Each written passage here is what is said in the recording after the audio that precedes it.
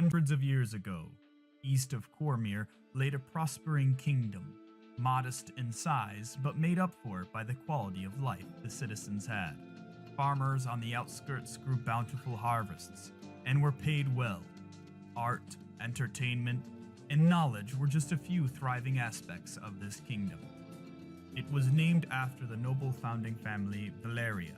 Centuries passed with peace thanks to the god of protection, Helm. Helm watched over its people and the royal family, giving them tools of great power to protect the kingdom. Known as the Crimson Weapons, they burned brightly in the hands of those deemed worthy. However, a devil corrupted the king, then eventually the queen as well, leading to the death of both of them, as well as the downfall of the great kingdom of Valeria.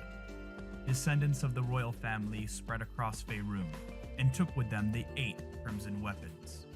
One such descendant started a guild, aptly named the Crimson Blades. Centuries later, Alvar Valeria searches out these weapons, which were lost to time, in hopes to one day start Valeria anew. We follow the journey of new guild members: Franklin, the Goliath Bard; Uroquin, the Dragonborn Fighter; Phoenix, the Aarakocra Ranger; Lord Hatteron, the Elven Wizard; and Bongo, the Goliath Paladin.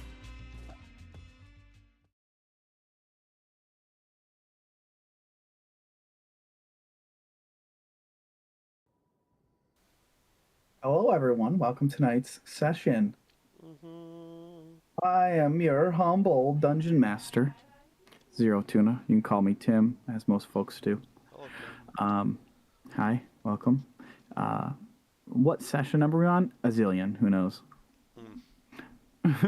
But we pick up tonight's session where we left off last week in Avernus. Currently, the party had made their way towards the Demon Zapper and had discovered there was a unicorn trapped in this orb that was harnessing its divine celestial type energy to literally zap and destroy demons that come like moths to a flame. An entity was there and offered to give a letter of introduction to Bel, the previous archdevil of Avernus, the commanding devil, basically the big guy, but wanted something in return. Required blood from a Titan to break the bond that was created. JD, did you watch last week's session? I did. Okay. So this want to make sure that you're not just like trying to like frantically write down or try to figure out what's going on. So there was a bond that this entity had created, a pact made with Zariel to protect this demon zapper. And wanting its freedom, it wanted to trade with you guys. So requiring the blood of a Titan to break the bond, this entity sent you on a journey down towards Uldrak's grave. Expecting a massive heaping Titan, you guys find a shell. There's a massive sword lodged into the ground alongside this massive helmet that looks like the size of a house. Within inside was a spined devil, come to find out Uldrak, after being cursed by Tiamat. So this once powerful being reduced to nothing but a lowly spine devil had requested, basically apologized to the party that I can't give you what you need to continue. However, I can do that if you help me break this curse. So kind of a little bit fetch questy, but still hilarious. Uldrak had beckoned the party to head towards Arkan's tower, where the monument of Tiamat is, since Arkan, a loyal follower of Tiamat, was known to wear a vial around his neck of Tiamat's own blood. And Uldrak had explained that this would suffice and be sufficient to break his curse, and he would be more than happy to give you a gallon of his blood to free the entity from the demon zapper. So, The party took a little bit of time to take a long rest and kind of gather you guys selves and kind of take a deep breath and headed north. You pass through the Crypt of Hell Riders in this strange kind of mass graveyard of these Hell Riders that are just stuck in the suspended animation of death, kneeling before monoliths. After kind of taking a look around the area and realizing there's not really much to be going here, you hear a massive crash up north near the Demon Zapper. Upon heading north, you find that there was a demon who had driven too close to the Demon Zapper within his Infernal War Machine, and got nuked out of the cockpit and just slammed into the side of the Demon Zapper. No damage to the tower itself. However, it did give you guys the opportunity to seize this device and attempt to operate it. And I believe Hatteron was trying to drive it around, right? Yeah. Yeah. A sweet new whip. Hell yeah. So we pick up tonight's session with the party at the Demon Zapper,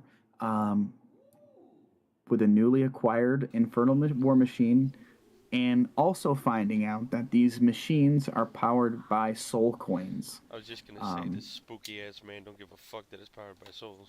It's like, give me them souls, let me ride around. It's interesting. Ralzala, the defender of the Demon Zapper, had kind of explained how these machines worked and kind of dropped the hint that the souls that are in the soul coin get consumed and are now no longer trapped in the coin, but will be trapped within the engine of said vehicle.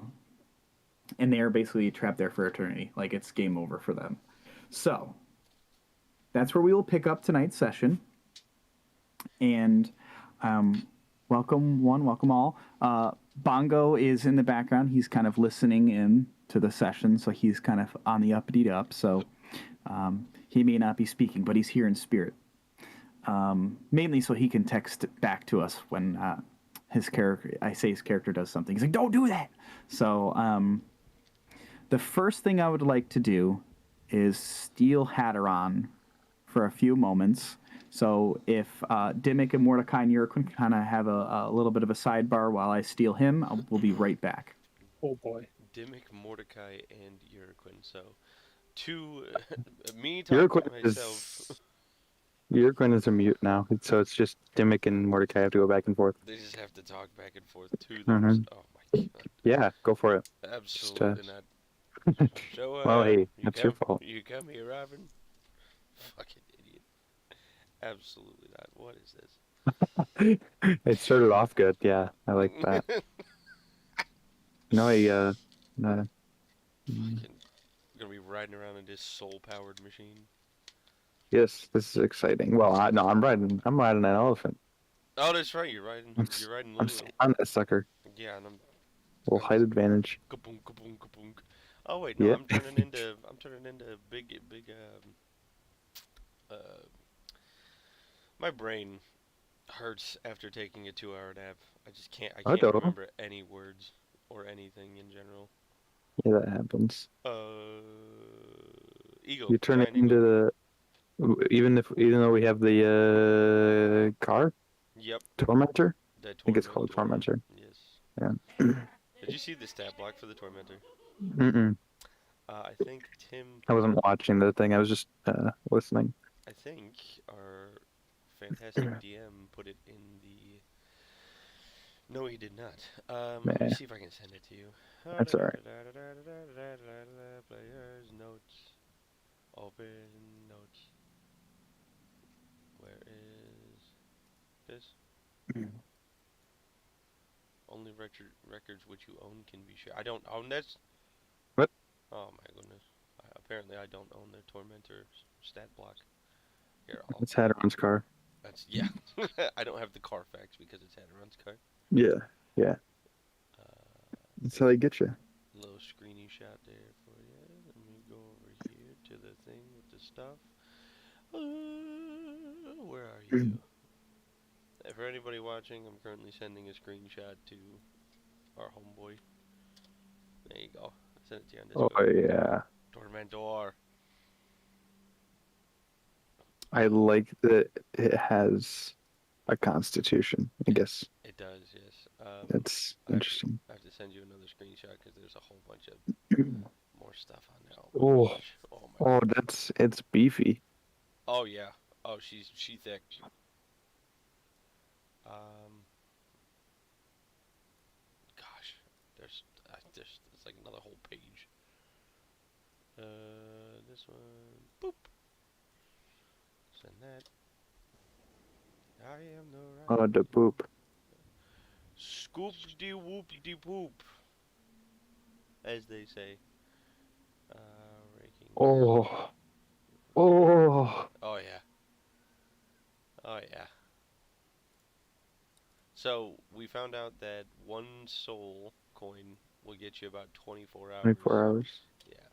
All right, all right. There's a lot here to read. I told you. 10 harpoons. Yarp. Oh, Yep. 10 harpoons for the harpoon flinger, the raking sides. wow. Cool little juke maneuver. Oh yeah. Well, they're not super strong, but a 2d8 plus 2. I'll take it. We'll take it. Listen, we're here for it. I guess that's the same as like a melee attack. Similar or more, I guess. Oh Probably. man. Speaking of melee attacks, I don't have anything about melee attacks. I just like to say things that sound like segues. Yeah, Yeah. it did sound like a segue. I know, didn't it? What is this? Paladin action / effects. Oh yeah, I took a second level into Paladin last week for Mordecai. Oh yes, you can have the Divine Smite Warhammer again. Yes, I do. That's what that thing was. It was just Divine Smite on a stick. The stick, dude. It was mean. So now, I can just use my Warhammer +1 to Divine Yeah, Smite. To Divine Smite. boy. Level 5 Divine Smite. Level 5. Oh, oh, Just that's wild. That's just ridiculous. so good. Have Divine you Smite. assume you've created your character for the next campaign? Oh, dude, for sure. Oh yeah, so good. So good. Have you? I'm working on it. We're going through some things right now. Oh, you and your character going through some things. I feel that. Yeah. We're talking it out. We're really working on it. Yeah, So sad. I'm really excited to see what the next campaign brings up. I think we've all been working separately with Tim on what next campaign is gonna. What is that? Is that a little Displacer Beast? Oh, the picture? Oh yeah. Oh, Oh yeah. look at him! He's so cute. I had to. I just had to. It's incredible. Yeah. Look at him. What is all this? Oh yeah, that's the spooky things. Yeah, the AI program's pretty crazy. Yeah, that's pretty awesome. Well, yeah, next campaign is gonna be tight. We don't want to give away too much on the scrim. Yeah, I probably know the least about it, so I can't give away too much. You're right. I mean- really haven't sat down with him yet. Yeah, we know what book we're playing off. Oh, I don't even know that. See? Really? Can't. Oh, Yeah, no, I there's- really haven't sat down with him. Oh, dude, it's a good one. It's a good. I'm sure it is.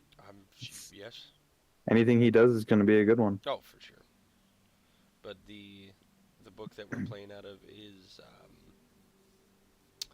for anybody listening that is D&D Efficient. we're doing Curse of Strahd. That's the next campaign. Not gonna tell you when it is. But, 7 years. Yep, 12 years from now it's gonna be great. Yeah. We are doing Curse of Strahd as the next campaign. It's probably from what I've looked up and what Tim has told us, it is the most widely played and most popular book in D&D Oh. for campaigns. So it's fitting that we at least play it because almost everyone that's serious about D&D has played Curse of Strahd. Uh-oh. Oh my god. That's not good. That's not good. Uh-oh. You ready for this? Dead.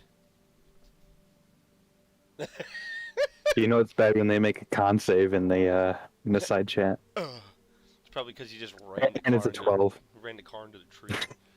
Yeah, he's drinking and driving. Oh no. Hmm. sipping on souls and driving. So what's this little path we have here? Oh, okay. Uh-oh. What's the meme? The meme. There's a meme? Uh-oh. Oh, yeah. Uh-oh. Uh-oh. That's not good. Had it on the car. Oh no. Oh no. I wish everybody on streams could see this, but that is hilarious. Oh no. So this path that you're seeing on the map. So starting up at the very top, where you see the arrow pointing to the west. Sure. It says 20 feet. Yeah. Right. That is where we saw a similar vehicle. Oh, driving is that along. Zephyr? That was Zephyr. Yes. Oh, okay, okay. The path below that goes on the bottom side of the green pit, that was us coming from where that guy was hung up. Then we went down to the Demon Zapper, down to Uldrak's grave, and now we have Thank come you. back to the Demon Zapper. Oh. Sorry. And we're all Thank you. dead. Thank you for hanging in there for a moment. Quite a bit. There's a lot. Yeah, yeah. We can tell from the meme. What? Oh yeah. Did you watch it, Tim? Yes. As Dimmick, Mordecai, and Bongo and Uraquin are outside this infernal hell machine. I believe Uraquin is still on Lulu. Yes, he Yeah, is. yeah. Okay. Yeah. But you're outside of it. You're not Okay, inside okay. the machine. You hear something you haven't heard before. A blood-curdling scream from within the vehicle. Like, piercing. Worse than the voices that were at Haruman's Hill from the entities that were pinned up on these posts. It's akin to a death rattle. It's chilling, and then silence.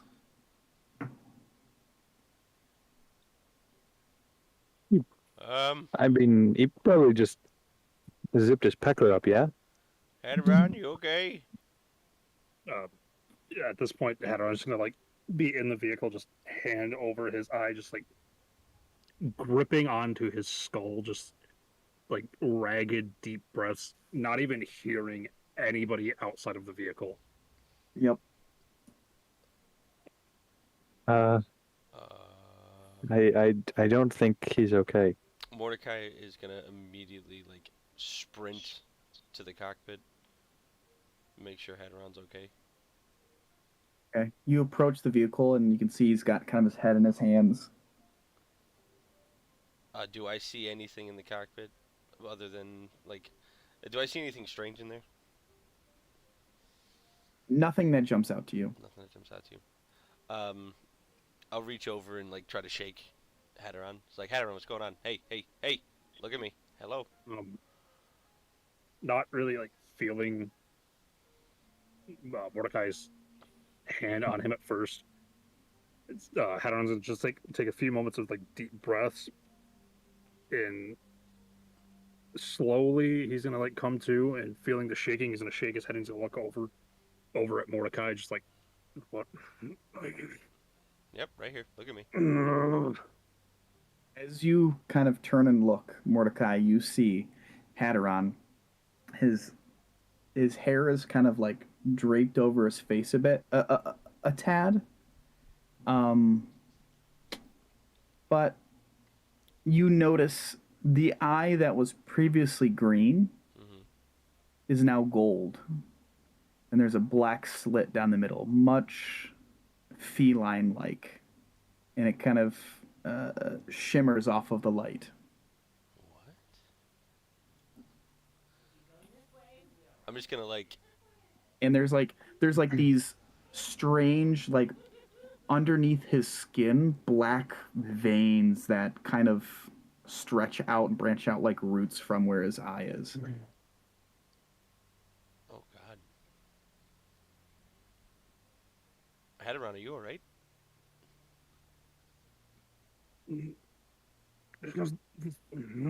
It's hot. Um, I'm gonna. Uh, I'm gonna try to cast Dispel Magic on his eye. Okay. 3rd level. All right. Do you roll for that or no? Only if. Here, put that in there. For each spell of 4th level or higher on the target, make an ability check using the spellcasting ability. DC Oops. 10 plus the spell's level. On a successful check, the spell ends. No effect.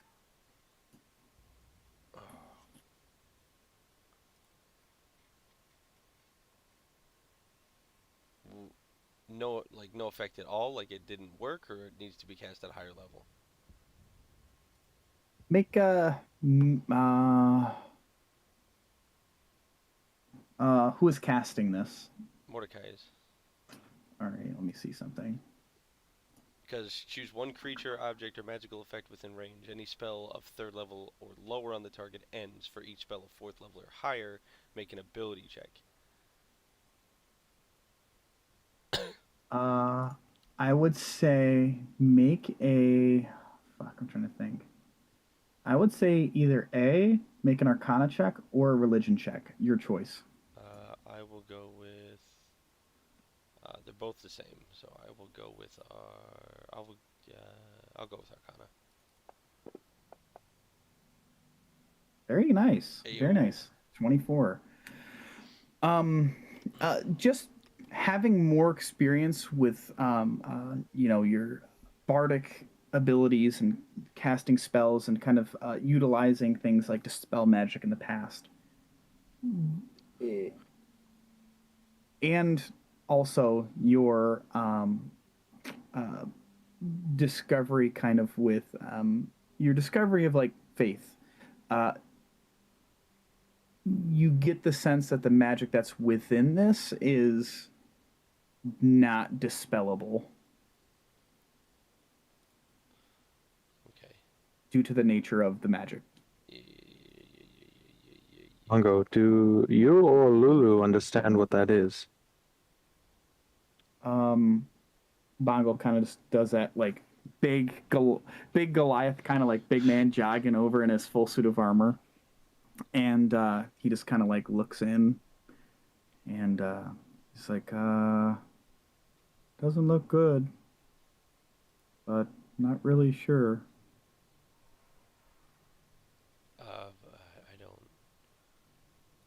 I don't know what to do with this. Bongo just kind of head around. What happened?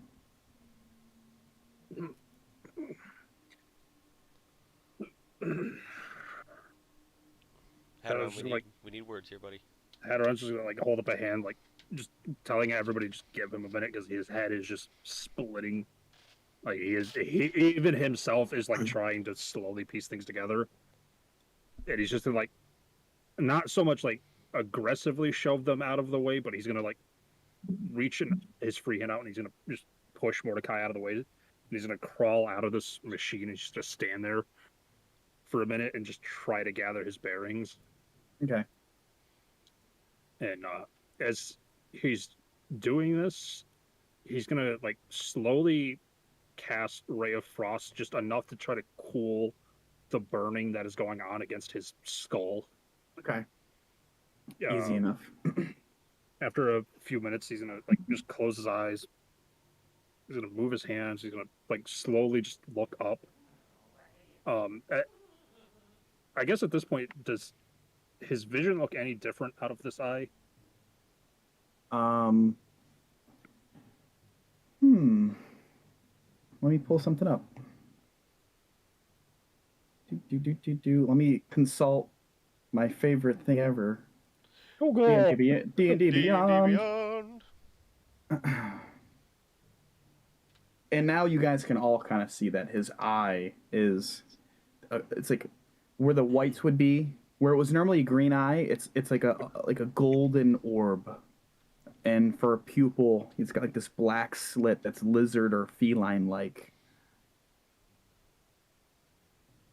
I'm gonna say everybody needs to stay away from the whip for now. Was that Mordecai talking? Yeah. I'm gonna start. I'm gonna step away from the vehicle. Hearing that, Hadron's just gonna like kind of like motion to the vehicle, like waving at it, like it wasn't it wasn't that thing. Not as about as harmless as Bongo was when we first met him. Okay. So you wanna give us a little bit of insight here? While you are looking for what I had asked about, Hadron's just gonna kind of like keep blinking to try to focus, and he's just gonna be like, "I did what had to be done." Um, you're kind of blinking and trying to like, as your eye is sore, the side of your face is sore. You're kind of blinking a few times, and then one time you blink, and what is normally red and smoky and like, just has this kind of overlay over everything in Avernus. Suddenly, everything's dark and shadowy, and there's like these wispy things in the distance, and you see what seems to be ethereal-like skeletons walking around in a plane you don't recognize, and you blink again, and like suddenly you're back and you can see like normal. Hadron's still like, "I did what had to be done." What So do it's- you mean? Like nothing had to be done. What do you? Hadron's just gonna slowly look up at Mordecai. "I'm ensuring all of your safeties and mine. Archon was not something we could handle currently. This was more than a small price to pay for what we needed to win." How do you? But how do you know that? Like what? Hadron's just gonna like, not so much like sigh, but he's just gonna like grit his teeth for a minute, and they're gonna talk to me again. Right now,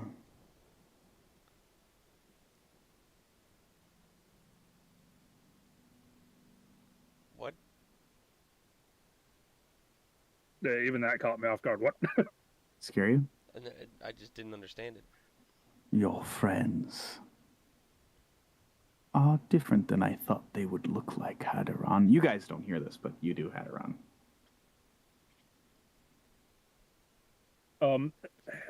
As he is saying this to me, when I glance at Bongo, does he react strangely at all? I'm gonna have to make a roll for him.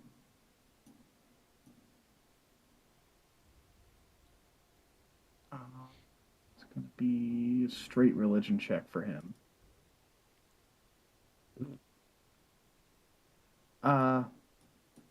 No. Okay. He rolled a nat one, but Oh, Jesus. he just seems concerned like everyone else. Well, I meant more, does Vecna react to Bongo? No. My bad. I should have specified that a little bit better. Okay. Oh, you're good. Yeah, you're good. No reaction.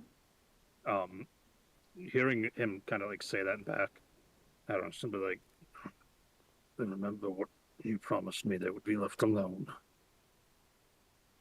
A deal is a deal, Haderon. Who would be left alone? You didn't hear that. It's in his head. Oh, okay. Well, You should preface that. Yeah. I just gotten so used to how Dimmick talks to Charles that Yeah. I kind of assumed everybody just right? Oh no, I speak openly now with Charles. Well, for the longest time, you weren't. That's why I'm Yeah. just like I'm so used to Well, not I having to wouldn't. preface that. Yeah, I would always say in my head before you But guys knew about him. while Hadron still has this like little connection to Vecna Call going on in his head, he's just like, "What do we need to do to kill Archon or defeat him?" A moment passes, and then you just hear like just a laugh. Even with the eye, you cannot defeat Archon. He is too powerful. The eye is to help you destroy Zariel and bring balance to this hellscape. Hadron's just gonna like kind of grit his teeth and then looking up at what be the sky, he's just gonna be like, "So what about your bloody accursed hand?" You think a god needs a hand? Simply but a tool. Shaking his head, Hadron's just gonna like try to break the connection any way he can. He's just like focus back on the party, and You try to break the connection, but you just get the sense that he's like kind of always there now. if it's almost like that one SCP where like you look at the corner of your eye and it's always there. It's kind of one of those numbers. Like you don't ever see him, but you get the sense that if you turn around quick enough, you'll be able to see him, but you never can. Gotcha. Looking back at the party, Hadron's gonna be like, he's gonna start making his way back into the cockpit of this machine, and he's just gonna like turn to look at him. Can we please go? I mean, yeah, I guess. Yurquin, what's your reaction? You people and your gods or whatever they are. Can we just get this over with? I'm tired of this place. Whatever you did, I appreciate it, but we're doing too much screwing around with this stuff. If I'm not mistaken, is it Dimmick in the gunner seat of this freaking machine? Sure is. What's going on? I'm just spinning, Dimmick just spinning around. Whee! As we crawl in back, or as Hadron's calling me back into this thing, just for the like, I know we said there's still a lot of energy left in this thing from the previous soul coins that were burnt into it. Hadron's just kind of like quizzically thinking back to his question of if magic could power this. I'm assuming Hadron was kind of like shown where the soul coins go. Make a do this for me. What happened? Did you go to fucking Vecna's driving school? What? What? Amazing. Or about it. Steps Incredible. into cockpit. Good evening, adventurer. Welcome. Me alone. Hold on 1 minute. My name is Vecna, and I'll be your driving instructor. Okay, here we go. Okay, so I need you to make a Hadron. I need you to make a Wisdom saving throw as you're pondering that question. Drives into a tree. Okay, not bad. As that thought crosses your mind, you are leaning more towards just using soul coins. Okay. I mean, why not? Looking around, I was just no, you know what? Screw it. Just whoever's getting in, get in. I'm already in, bitches. Woo-wee. There's enough room for Bongo and Mordecai. I assume Yurquin, you're going to kind of stay hanging out on Lulu. Yes. Okay, There's an image I'll never get out of my head. it's Mordecai- amazing. I love it. Mordecai is It's like now a just chocobo. very. He's staying very resolute and also kind of on edge. So he's gonna very slowly approach and enter the vehicle. Okay. Hadron's gonna be sitting there in the seat. He's gonna like lean out. Mordecai, we don't have our day, please. For the love of all that is holy, to whatever deity you worship. Get in the car. I'm already sitting on right my- here. I'm sitting right here, says Jeffrey to you. I'm right here.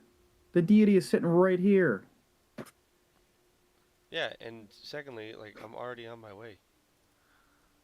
I can't speak with Jeffrey, so I don't Jeffrey can get him. speak common. Jeffrey speaks common. Oh. Yeah, man. Nobody's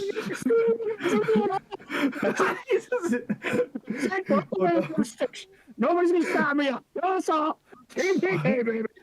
Oh no, Hadron went goblin mode. Oh, not the goblin. I'm going to Hobo now. Oh my god, I love it. Jesus.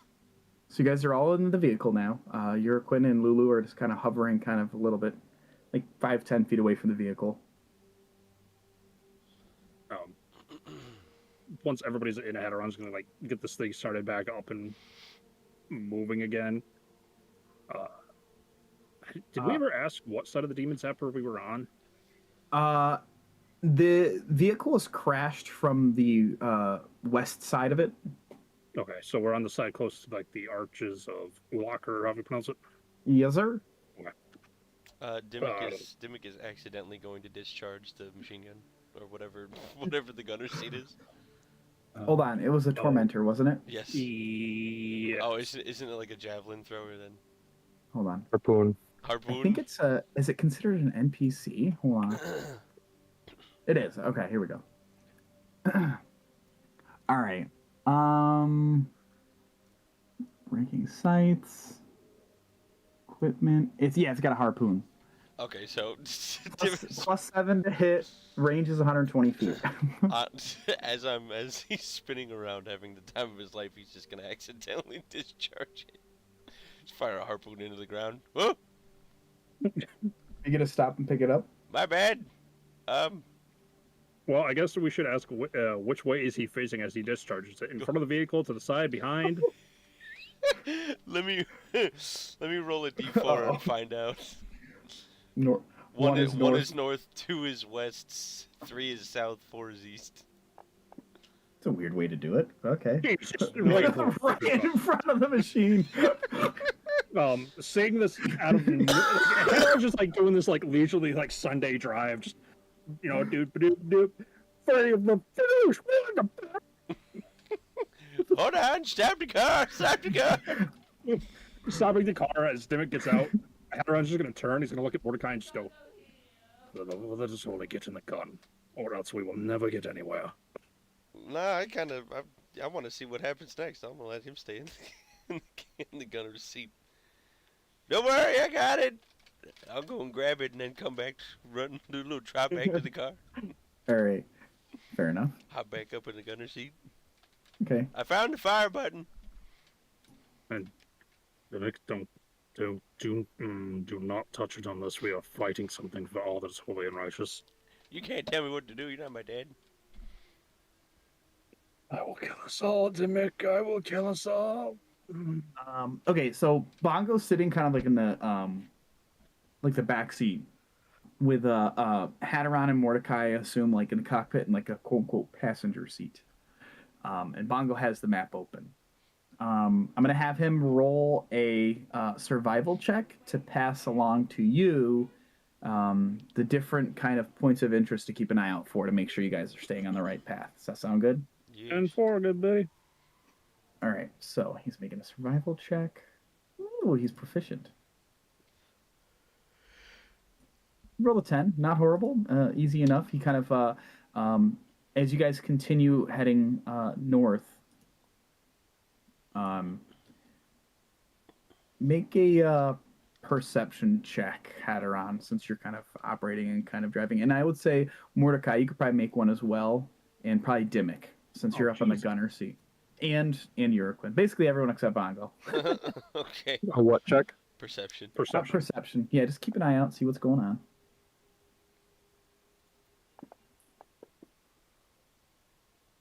Oh, you got robbed. Uh, How come you're driving if you can't see where we're going? He's focused. You were you guys kind of all keep an eye out, and let's see. Euroquin, since you're up a little bit higher on Lulu, you're able to see the bridge that goes across the pit of Sumrath. And that is, I assume, the direction you guys are heading. I would say is that where you'd like to drive to? Yeah, because as far as Hadron is aware, there was no other way to get across like that gap outside of that bridge. Yeah, you can go all the way back around to where the hell wasps' nests are, but Bongo's kind of like our quickest route is just heading straight. So you want to continue heading that direction? Yeah. As we get closer to that bridge, Hadron's just gonna look over to Mordecai, quick, and just he's just gonna go. Since you are the only one here who knows what Sephra looks like, since I can't really communicate with Euroquin, please help me keep an eye out for him. We both know he was over on that side of the bridge. I'd rather not get into a fight with him. All right. Do that. Does Mordecai respond to me? I'm gonna be honest. Mordecai didn't hear what word you said. Hadron asked very nicely if Mordecai would help him keep an eye out for Zephyr, since he can't communicate with Euroquin, since Euroquin's not in the vehicle. Oh, yes, absolutely. Really doesn't know what Zephyr looks like. Yeah, sorry. Mordecai was too busy having a higher perception than Hadron. DM, is it against a lot of kill the party as a player? Yes, I will keep an eye. I don't think so. All yes, right. I will guess keep. what? I will keep it. That's why I couldn't hear you. I had my head out the window. That's true. Yes, I will keep an eye out. I don't know, give him a quiet little grunt of acknowledgement and focus back on the road. Would you grunt at me? I turned on the new music key soundboard for driving through Avernus. Oh yeah. Sounds badass. As you guys drive, Euroquin, you spot coming from the east a similar looking infernal machine barreling on an intercept course for you right before you hit the bridge. Do I also see it? Dimmick does. Hell yeah, brother! I'm gonna spin the gun around and start firing. Well, hold on. He's about 200 feet away from you. You can try to shoot it if you'd like. We got company, homies. Bongo just kind of slams the map down to the back. He says, "What?" I'm gonna whatever racking mechanism there is, I'm gonna grab it and pull it back like I'm firing a Browning 50mm machine gun. Oh, even sure Dimmick is strong enough to do this. Hell yeah, he is. All right, so it's kind of it looks like almost like a two-wheeled war machine, similar in like a motorcycle looking type vibe. It's at this point about in range with you. Are you continuing on that straight north course, Hadron? I guess I don't see. Does Hadron see any other way to go outside of that path? No, I mean you're about half a mile away from the bridge at this point. Like you got time. Hadron's just gonna kind of grit his teeth, and he's just gonna lean back a little to yell up to Dimmick. Dimmick, I know I told you not to fire that thing, but are you confident you can hit something with it that isn't us? Oh, I was born for this, baby. I'm gonna drop this back in chat here, so you guys can open it up. Pulled up already, don't Do you? Okay. He's like, I'm ready to rock, bitch. Hell yeah. I've got half cover up in this bitch. So, I'm gonna have I will have Dimmick roll initiative. And what we'll do is we'll ride it back and forth between the Dimmick and this other machine since you're manning the gunner. It continues for about, let's see, speed 120 feet. Damn. It covers about 100 feet and is still barreling towards you. And you see like this larger kind of beast on the back of it, kind of manning it with these two massive horns coming off the head. You kind of squint your eyes, Dimmick, and Yurkwin, you can kind of spot this too with your perception. Looks like a minotaur operating this machine. But, top of the round, Dimmick, you get the first chance to go. Hell yeah, brother. They are in range. I'm yeeting a harpoon. Shit. 13 with armor class. 21 on one of these bad boys. Well, that's for us. This thing is different. Oh, Yeah. Oh, okay. It misses. You kind of lands in the ground next to it. I'll have you operate on the same turn that Dimmick does, Hadaron. So that way, if you wanted to change course or whatever you would like to do, you have that ability too as well. You have 100 feet of movement. Hadaron, how would you like to proceed? So You can. Do you have the Tormentor pulled up as well? yeah, I'm just looking through some things for it. Yep.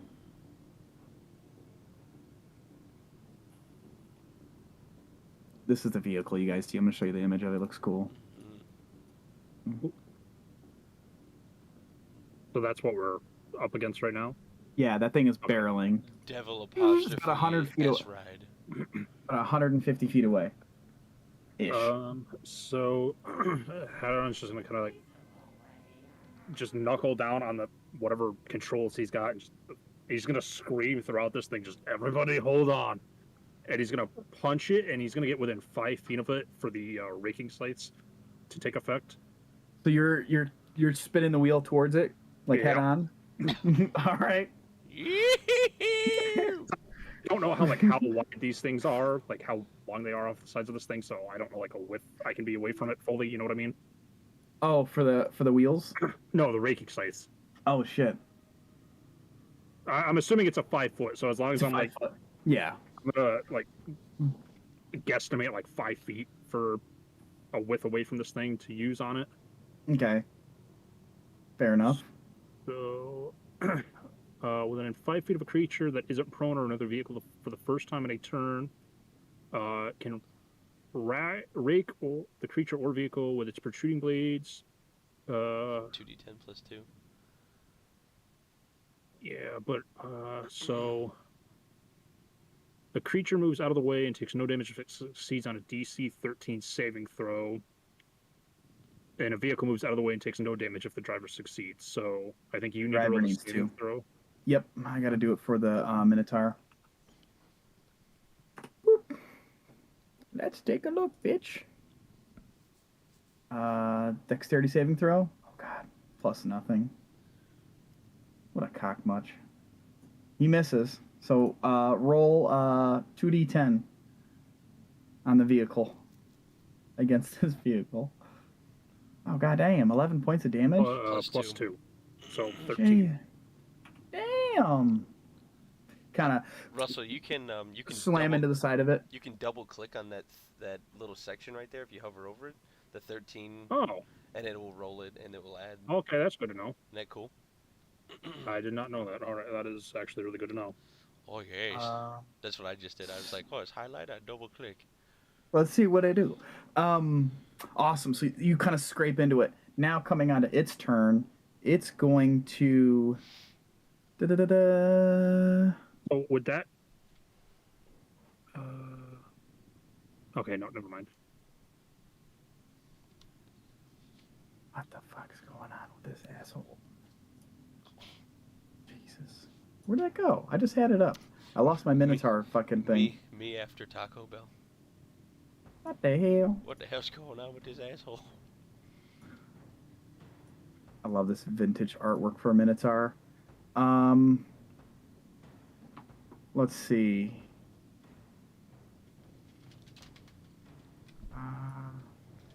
He's going to reach out with.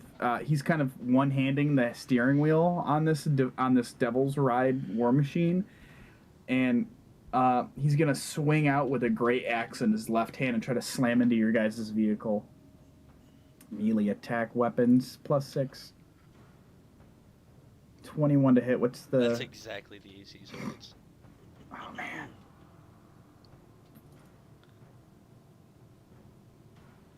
$15 points of damage. What's the damage threshold? 10 or greater?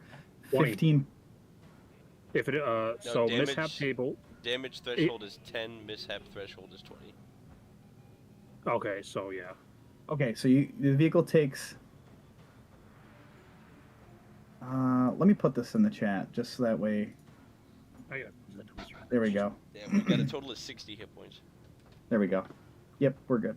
And you just hear it going and kind of like spins around about 60 feet directly behind you now, and that ends his turn. Dimmick, you're up. He's seeing that we like blasted the Minotaur.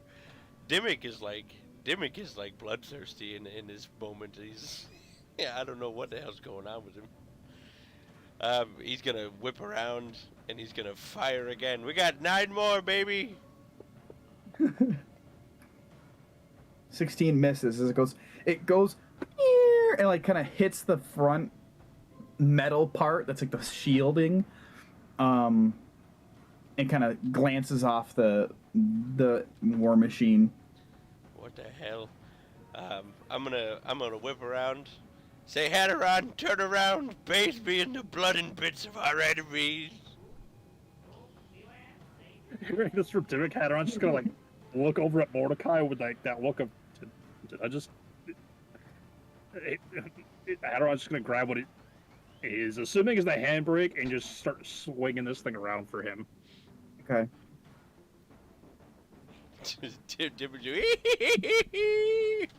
I have a quick question. What is Lulu's fly speed?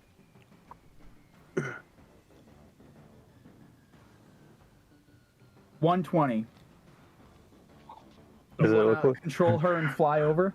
Yeah. I want to try to fly towards it, and I want to see if I am like catching up to it, or if I feel like I'm falling behind. Oh no, you Did- are faster than us. Our move speed's you- 100. So Yeah. you're I don't know what faster. its move speed is though. Oh, fair.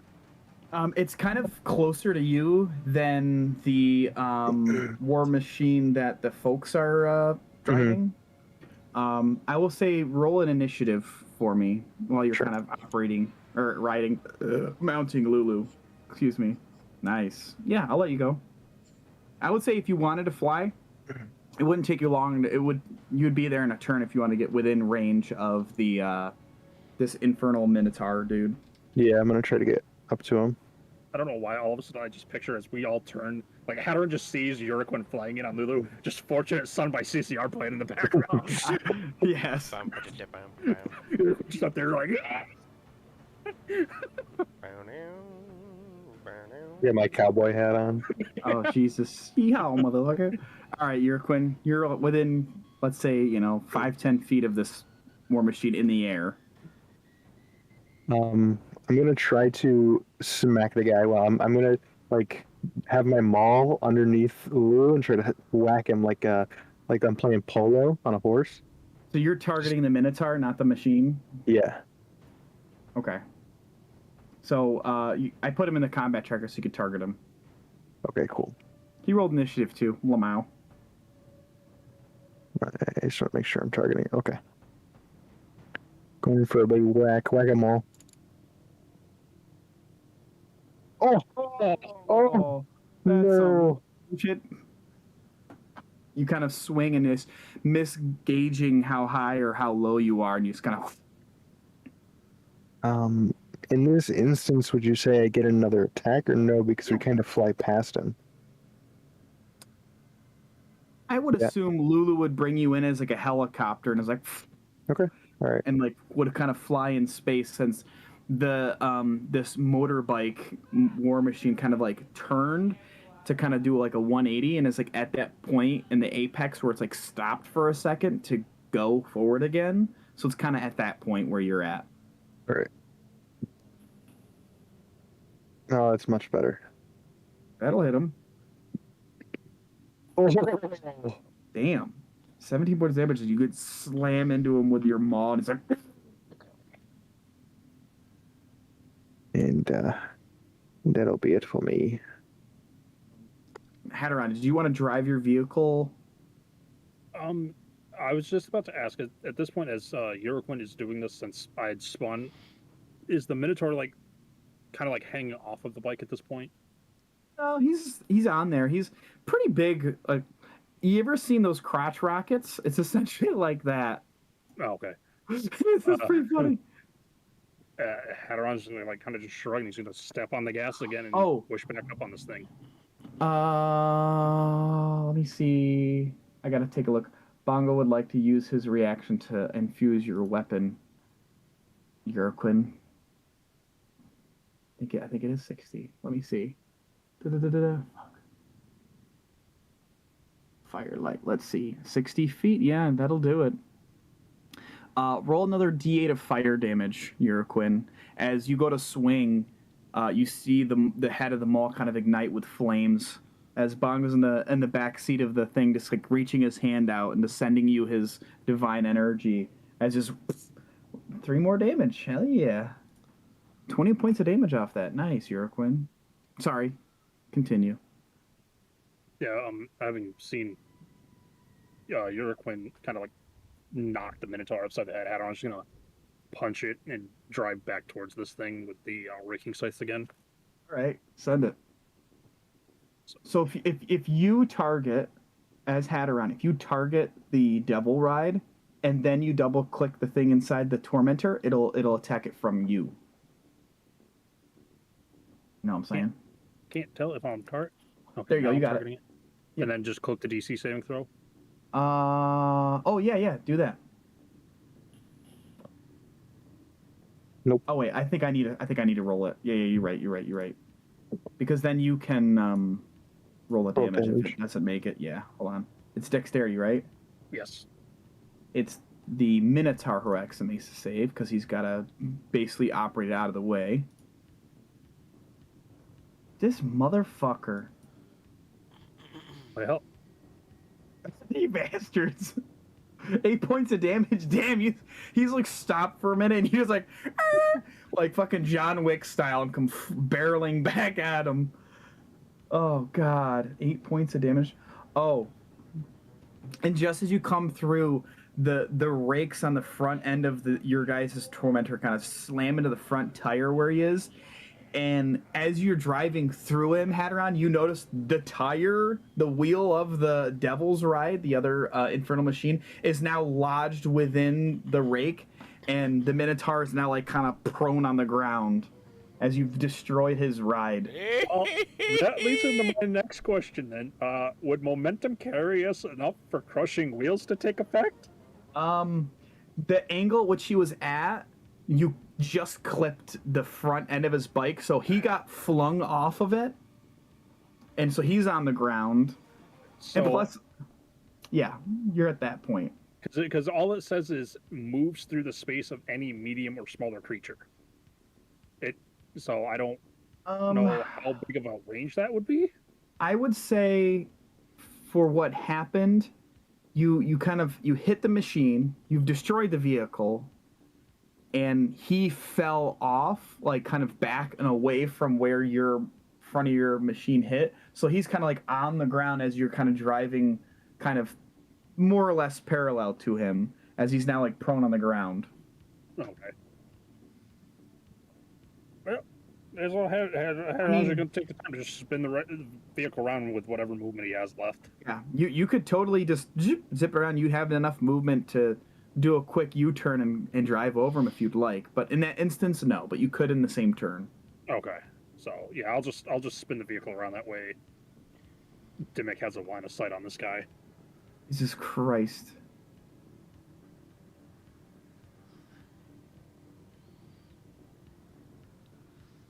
So he has disadvantage on the dexterity saving throw because he's prone. And okay, what's the save on it? 13? Motherfucker. For crushing wheels. Yeah. Yeah, it's DC 13. All right, here you go. No fucking way. 13. Nat 20. Double 16s. Oh, Jesus. Yeah. So you come through and he does those weird thing where he like does that like tuck and roll off to the side as he just gets out of the way of you crushing him. That will end your turn operating the vehicle and shooting. Now it's his turn, so he's gonna stand up from prone. Now he's just standing there in the middle. You're about 30 feet in the air, Uraquin, off to his right, so you're not in a range where he can really swing at you. So what is he gonna do?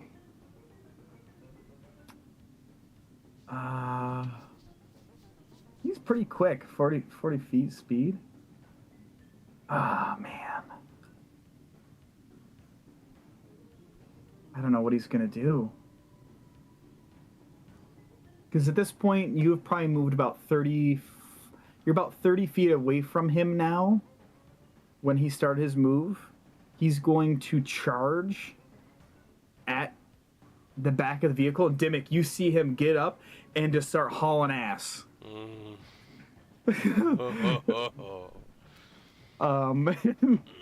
You're like, you're on this fucking harpoon little turret thing, and you just see this massive minotaur gaining on you. He's gonna use his charge ability.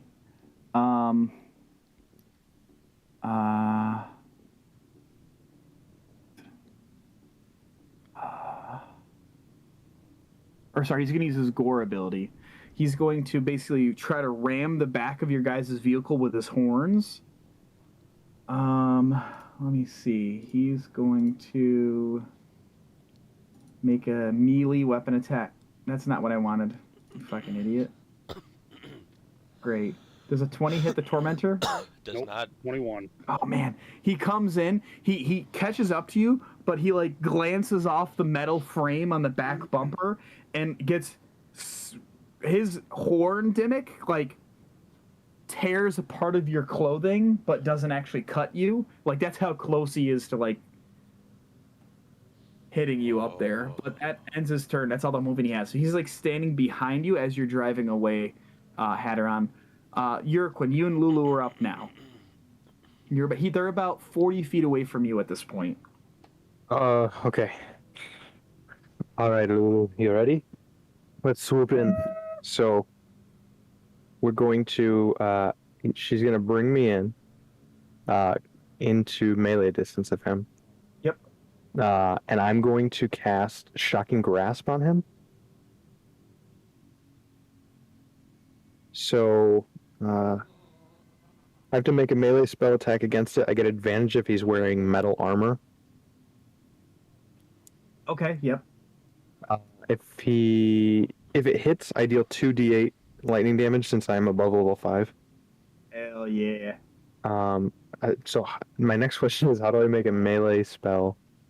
I guess I could probably do it right from here, right? So, on your Yeah, I think so.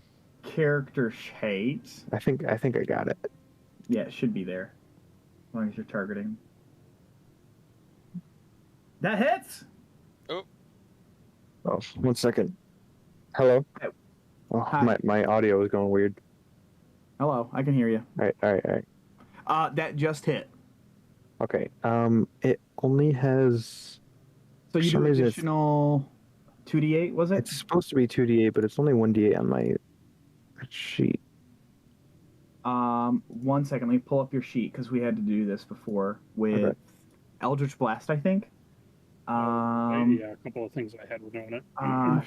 Shocking Grasp. We hit this. We hit this.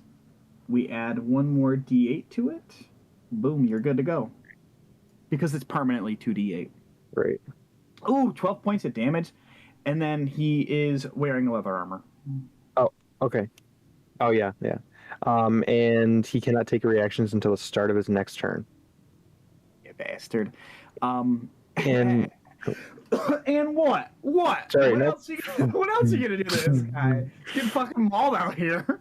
So with my war magic ability, when I use my action to cast a cantrip, I can use my bonus action to do one weapon attack.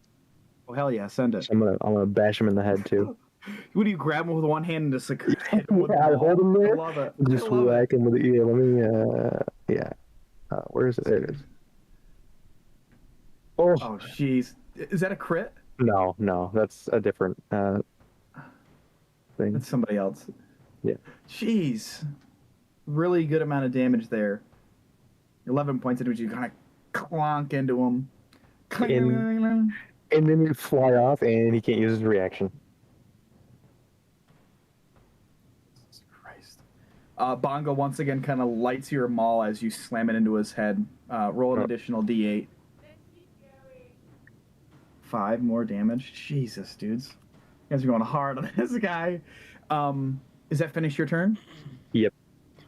Lulu, kind of after she lets you get your text, and she kind of takes a couple wing flaps up, and then you see her raise her trunk. Dimmick, you see this as this divine energy kind of starts to kind of emanate from Lulu, and she goes, and Your just mic peaked. I hope it did, because she's casting Trumpet of Blasting, Oh my god. and he needs to make a Constitution saving throw. Oh no. Whap whap. So he, on a failed save, he takes 5d6 thunder damage and is deafened. Non-magical items in that cone that aren't being held or worn take. Okay, so she's gonna deal 23 points of damage as it's just like you see the flesh start to peel off of the Minotaur's face as this mass amount. Like Dimmick, you're like at a point where like you're like you got that dog head out the window thing where you're like not in the range of getting hurt, but you get the blast of energy. And you can see parts of the Minotaur's skull is showing, and his like eyes all fucked up. That ends your guys' turn. Dimmick, you're up. How far away is he? Like 10 feet from where you are. Tell me I get advantage on this shot. Yes, I will give you that. Oh hell yeah. Because you're like right there. I will give you advantage. He's just standing still. He's like mid-run after he just missed you, and he just got fucking absolutely murked. I'm gonna The skin is flapped off his head. I'm gonna rack the next round back, and I'm gonna say, should have stayed in bed, Junior. This thing still wasn't. Oh, you fucking you! And it just like glances off his horn and snaps his horn off. This But fucking thing doesn't sucks. do damage. Is this thing still is this creature still behind us? Yeah. We need to take this to the shop for a tune-up. This thing is terrible. I like. I'm gonna give Dimmick a point of inspiration for that catchphrase, even though it missed. I'm That was assuming amazing. Hadron would hear Demo like just verbally like start cursing because he's not hitting this thing. Now I'm up there kicking it now. I'm like, what the hell is wrong with this son of a... So what I'm saying is Hadron would hear that Dimmick missed. You sure? Oh, yeah. Hearing this, Hadron's just like, so he's gonna grab the e-brake again, spin this thing around, and just right back at this thing full bore, straight on. All right. So, how do you want to do this? Because I'm literally gonna go straight line at this thing. Let's do raking scythes first, and we'll additionally do the crushing wheels if needed. So he needs to make a dexterity save, right? For raking scythes. Yes, both of them. He will need a DC 13 saving throw. Here we go.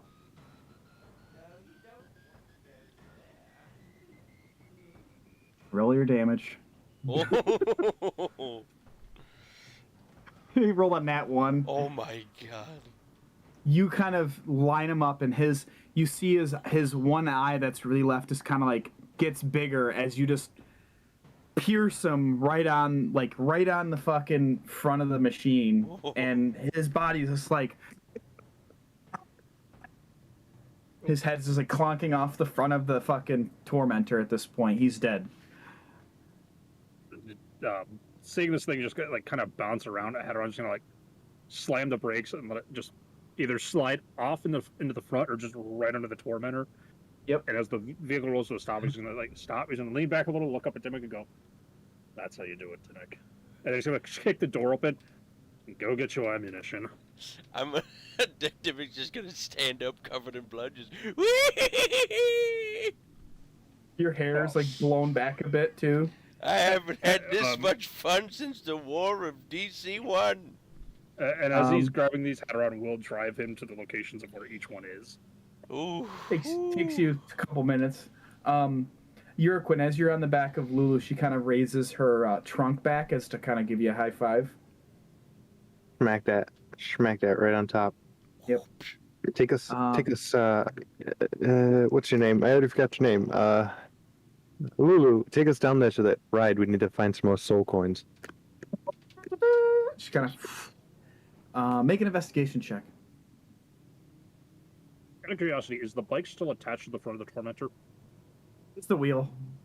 Oh, just the wheel? Okay. I was under Yeah. the assumption the whole thing was attached. No, you're just driving around with a bike and a Minotaur on the front.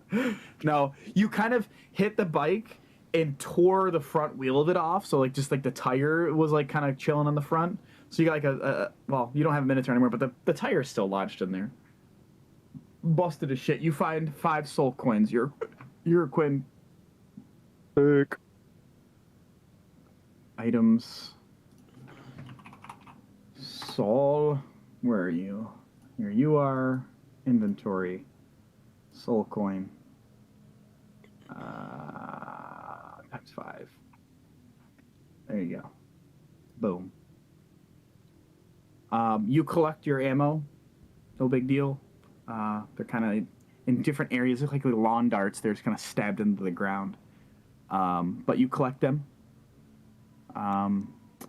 And you take a moment, and as you're kind of, I would assume you guys would investigate the Minotaur body, yes?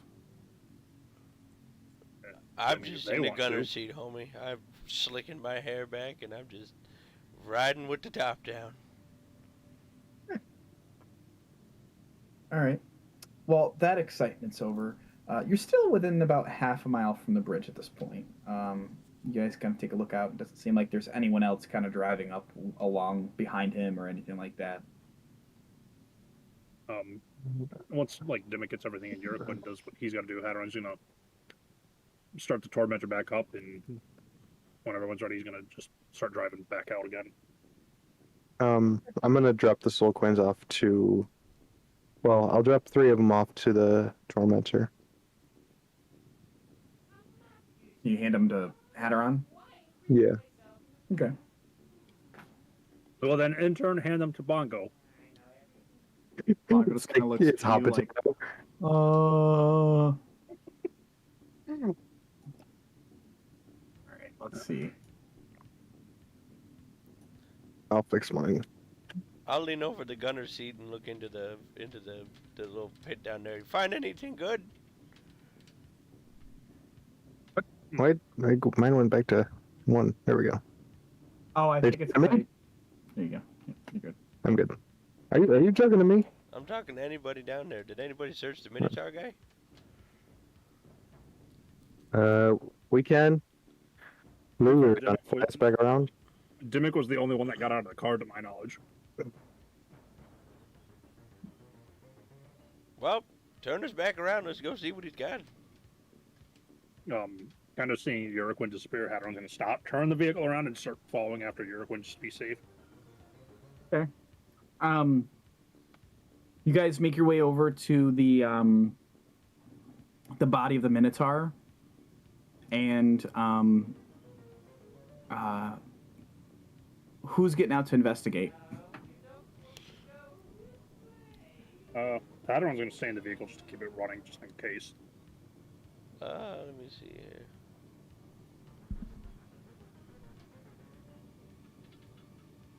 Unless he is needed. I'll get out and investigate. Okay. Make an investigation check for me, old timer. Thank you. Sorry, I just had a cookie delivered. Oh, hell yeah. Dirty 20, Dirty baby. 20. I like it. You do recover various chunks of cloth from what his quote unquote armor was. Oh my God, it's a fresh But you do cookie. find a great axe, just a plain old great axe, the one that he was wielding. You know, take it or leave it. Yeah, I'm gonna leave it. Okay. Can I snag the horn that was snapped off? Hell yeah. Put in your inventory Minotaur horn. Like, It weighs 2 pounds. Okay. You guys regrouping and heading back up north? Hell yeah. Okay. I'm gonna spit on his dead body as we walk away. You land. Make a dexterity check.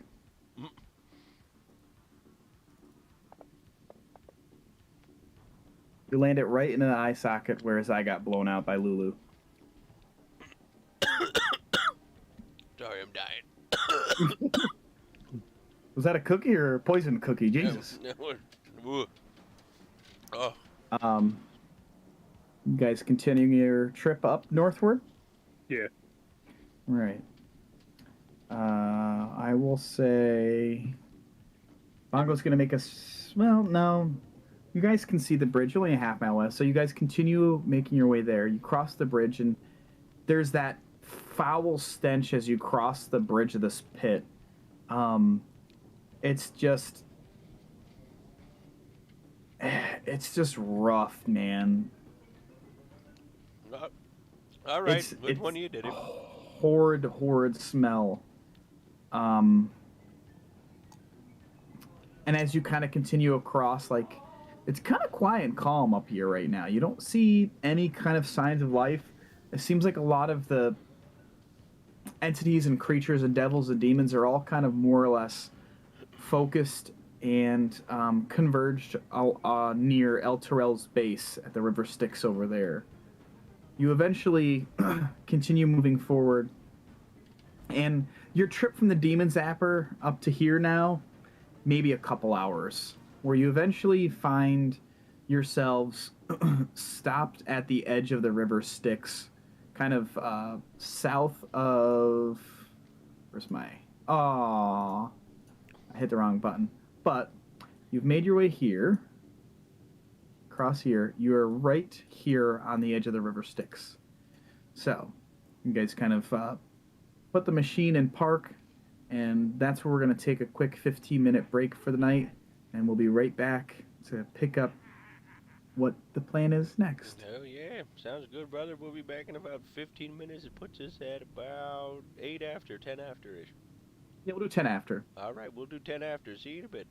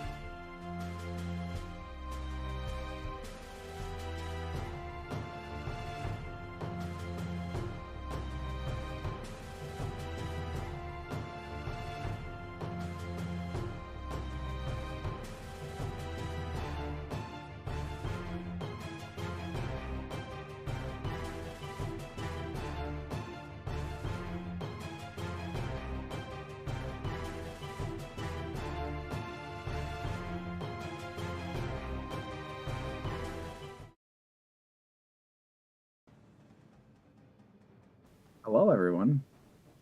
Hello? So we come back from a quick break. The party, you're kind of stopped your machine at the edge of the river, and you look out across. It's probably about a good 300 feet across the river Styx at this point. Make two people can make a perception check, or someone can get advantage. As you guys have kind of approached the edge of the river here, and you're kind of looking around. I will roll at least one.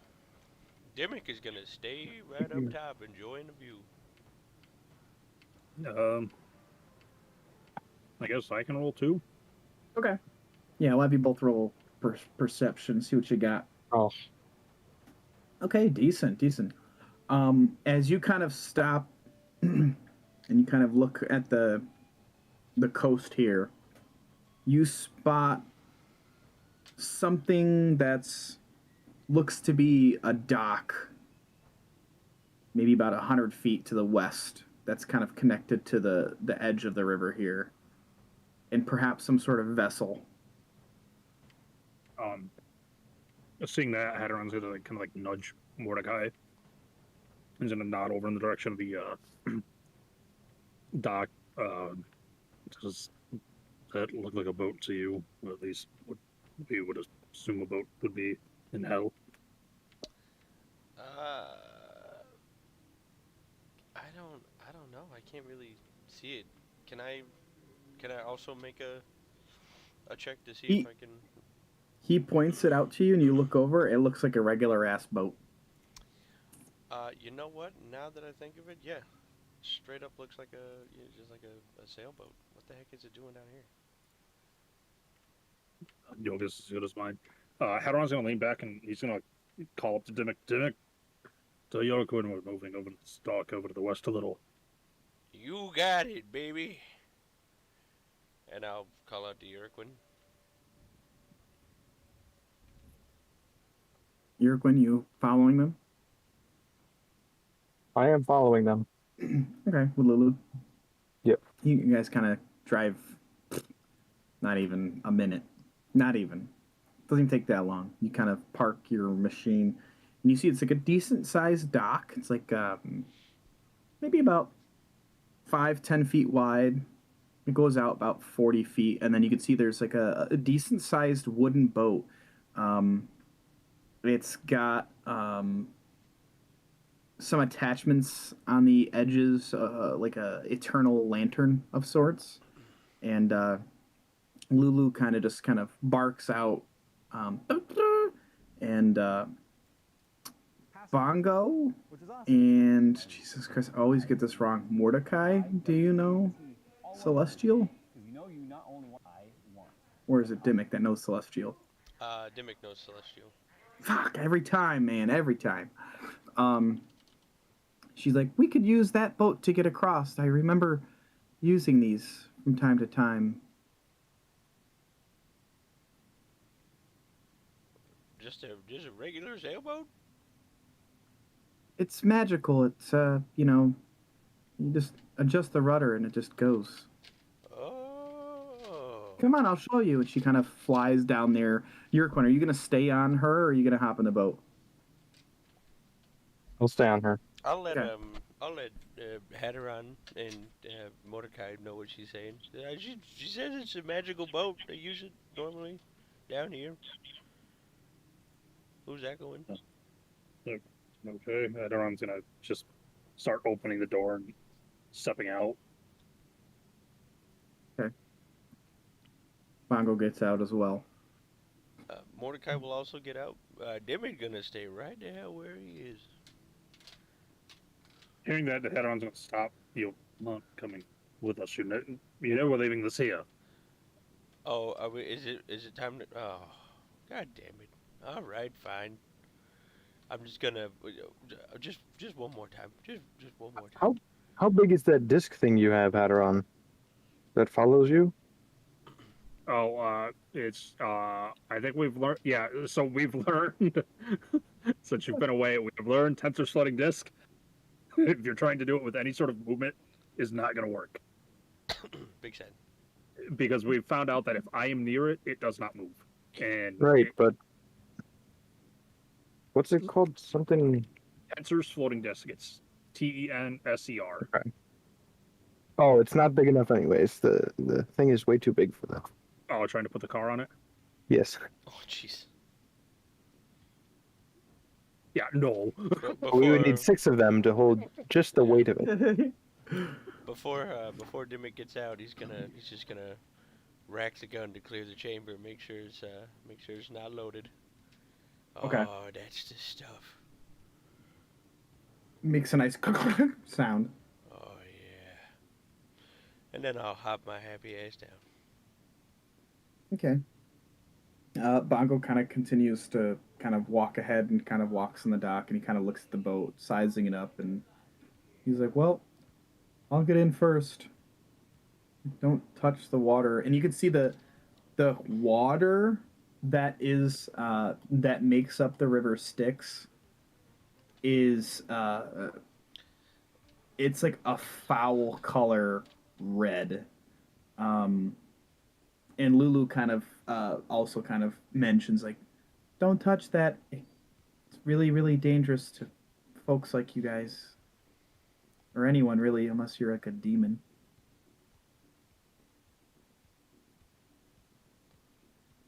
I'm gonna listen to the elephant. So Bongo's in the boat and kind of sits kind of in the middle, and you kind of see, for being a big creature, Bongo kind of just like the boat doesn't kind of it doesn't sag, it doesn't really move much, it kind of stays in place. The boat just sinks. Bongo just disappears under the water. Wow. Here we go. We're screwed. Oh, there goes Bongo. Go ahead. No, go. You No, go ahead. I was just going to say Hadron's just going to start moving his way onto the boat. Okay, Keep You an eye hop out in. as he does. sweet. You're Quinn. You're gonna stay on Lulu, right? Yeah. Okay. Demek Mordecai, you can see that Bongo and Hadaron are in the boat, and there's plenty enough room for you guys. Oh, okay. There's plenty of room. I'll get on there, and so will Mordecai. You guys hop in, and Lulu kind of just motions to Bongo. And it's like, someone needs to operate the rudder so that way you guys can steer it. And so Bongo kind of like shimmies around and kind of like just gets in the back where he can like operate the rudder. And as soon as he grabs it, and it just kind of starts to coast out into the sea, into the river Styx. So now you can see the new background decal of Lulu and you guys on a boat crossing the river Styx. Whoa. I don't know if that updates for you guys, but Yeah, it did. it's pretty cool. But just imagine instead of Lulu being alone, Urquin's on the back fucking just it takes a few moments, and as you guys look out to the river Styx itself, you don't see any other vessels or anything. You don't even see, there's no fish. It's just this eerily like blood like water that you guys are kind of coasting through. A few minutes pass, and the magic of the boat allows it to kind of travel in any direction it wants to, wherever Bongo's kind of steering it. And so it doesn't take too long to get to the other side of the river Styx. There's no dock in sight, but you guys can hop off here and just let it sit, or what would you guys like to do? I guess stepping off Hadron's just going to look around, not really seeing a dock to fasten it to. He's just going to, well, I guess we leave it. Yeah.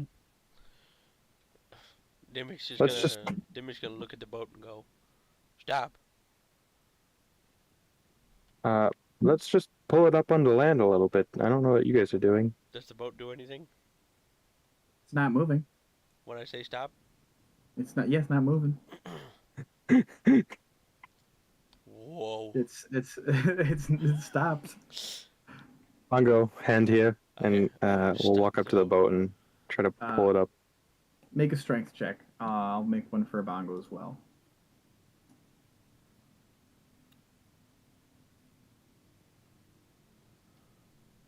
Ooh, get that nat 20 Oh. from Bongo. Oh. Yeah. Fat You can 20. see he kind of just like you're helping him pull it up, but like you kind of like realize like he's doing most of the lifting, and you're like, Yeah. just kind of help Oh, it's him like anyway. helping. It's like helping Dad with the boat. Yeah. So yeah, like help him bringing in groceries. Like it's not worth it. It's kind of like when there's like you're moving like a couch or something or a table. Like someone's doing most of the lifting. Let's be honest. Yeah. It's not equally distributed. People are insane if they think that's how it works. If only. Especially for TVs, I'm really paranoid. So whenever I'm lifting TVs, I'm doing lifting, bro. Yeah, you guys pull it up about halfway on the kind of not for lack of a better word of like a beach, it's more of like an embankment. You're able to kind of pull it up about halfway where it's still easily be able to be pushed in there. Let's see.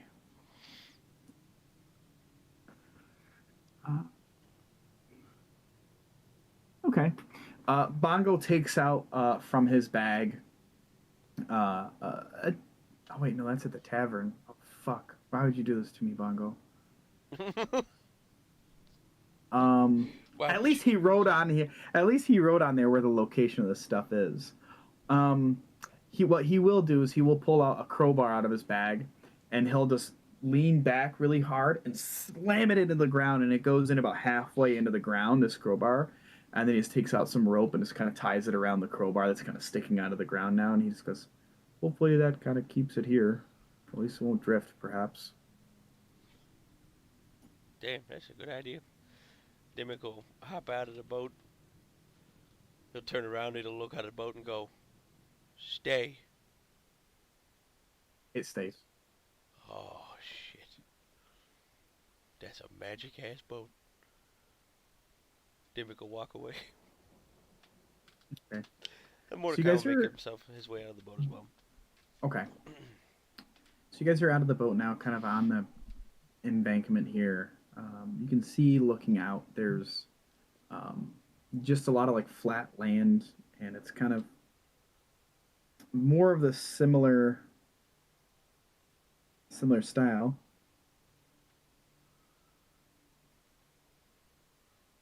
But, you can kind of see you guys are closer now to this massive, hulking dragon skull that's the size of a mountain. It's the skull itself is bigger than the chunk of land that is El Terrell.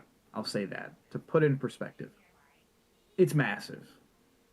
You could probably set it within the walls of Baldur's Gate. It's huge. Whoa. I like how descriptive Tim gets. It's like it's big. It's like really big. Like I don't think it's big. We're over there like, okay, we get it. It's big, but it's big. Like you need to understand. It's big. I don't think you guys understand. It's huge. Absolutely massive. It's Let me tell you, it's big. it hurts trying to comprehend what creature this belonged to at one point, because it would have, like, you've heard stories of Tarasques, but this seems to be a whole nother thing. In any case, whole webpage pulled up of how can I tell people something is big in multiple ways. amazing. As we step off the boat and kind of look around, survey our surroundings. From where we are down here, are we able to see Archon's tower? Oh yeah, like easily. very much so. You can kind of see it.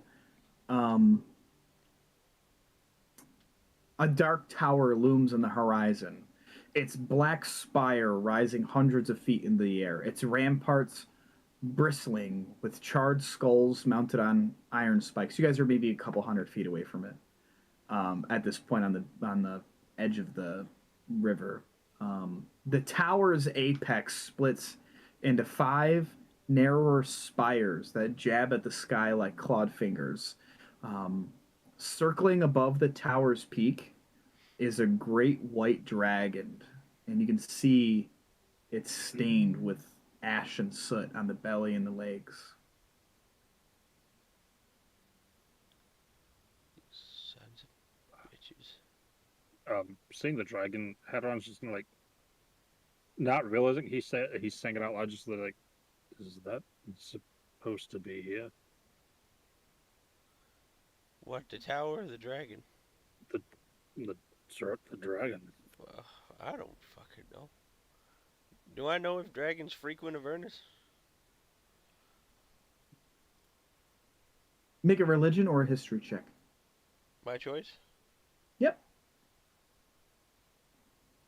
Go with history. Up to you, my good sir. No, I saw that one there, bud. So did I.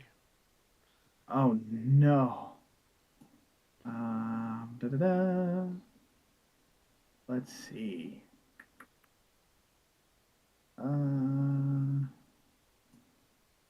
25. That's decent. Yeah, they are there. So they're native. You know that this is Tiamat's homeland. This Oh, is where yeah. Tiamat's from. Duh. So, yeah, it suffice to say that the more nefarious chromatic type dragons, specifically red and white dragons, frequent here from time to time. They're not exclusive, like they're in other planes of existence, but it's not jarring. Yeah, Padawan, they're normally down here. Bongo kind of just pipes as well. We did have a conversation with Oldrak, and he did say that Archon kind of worships dragons and Tiamat, so I guess this isn't much of a surprise. I also believe it was only Bongo and Mordecai who talked to him.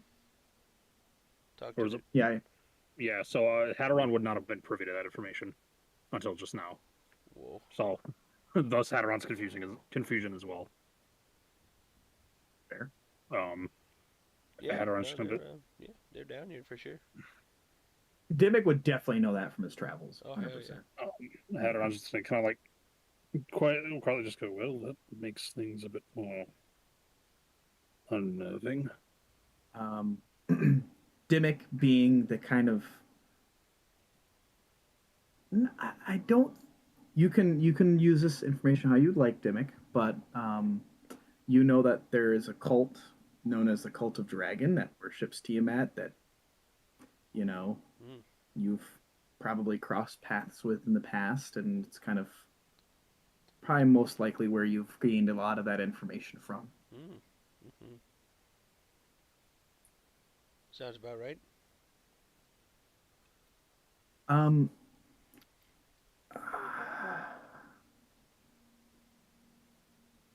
on your perception check, let me see. Or no, I would say your Quinn, make a perception check for me. As you're kind of on the back of Lulu. Okay, really good. You do notice that this dragon that's kind of coasting around about, because you guys are on the lower kind of level here, and then there's like this kind of hill that goes up to where Archon's tower is, and then this dragon's flying above the tower. So like there's quite a bit of distance. You at points where this dragon's kind of circling around Mm-hmm. make eye contact multiple times, and it doesn't seem to be paying you guys much mind. So it's not bothered that we're It there. knows you're there. It may be friendly. What color dragon was it? White? Yes. Homie was a gold dragon, wasn't he? The one in uh Waterdeep. That's the one. He was a gold dragon, wasn't Mm-hmm. Yes. he? But I know some stuff about dragons, I think. Yeah. Do I have with that history roll? Um, So can I let's tell see if how like much you know. yeah, can I tell if like a white dragon is possibly less or more docile than other dragons? See here. Okay. You know that white dragons, you kind of size it up from this distance. It's probably an adult white dragon. Mm-hmm. Um, Definitely outside of your realm of being able to handle, you would clock that in immediately, Dimmick. Oh yeah. Um, you know that white dragons are the smallest, least intelligent, and most um, animalistic of the chromatic dragons. Oh great. It's kind of odd because typically they dwell within frigid climates, so it's kind of interesting. You kind of like that's weird that it's hanging out here, but you don't. What the heck was that? You don't pay it any mind. It's kind of like okay, whatever. You just assume that with Tiamat being here, there's probably all sorts of different types of chromatic dragons here. Um, Typically, white dragons are vicious and cruel, driven by hunger and greed. However, um, they are loyal. Um, they they're very strong and like not feral, not quite feral. If Urquin pointed it out that it is noticed and it hasn't come to attack, you would probably surmise. Make an insight check. Inside. Yeah. check. Where's my inside? There it is. Okay, pretty good.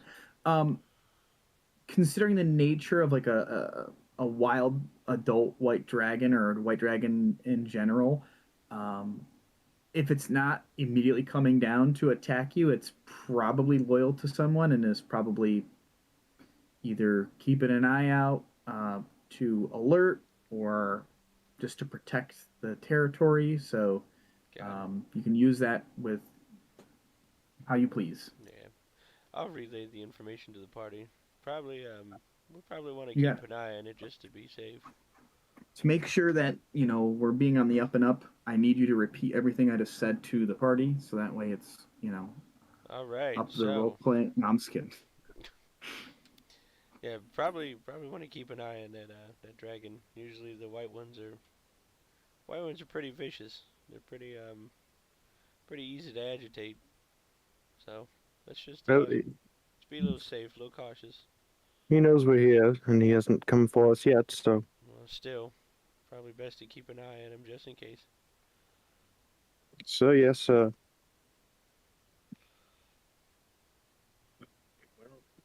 think we only have one course of action. To the tower we go. Let's roll out, bitches.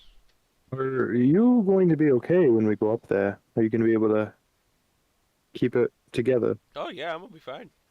No, Hadron. Oh, Ah, Yes, I'll be fine, Yurkwin.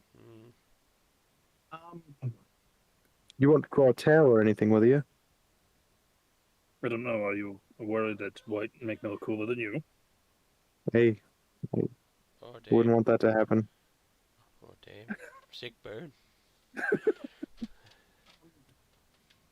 Urquin, do you want to make an insight check for me? On Hadron. Oh yeah. Yeah, on hand around. Okay, no bonus.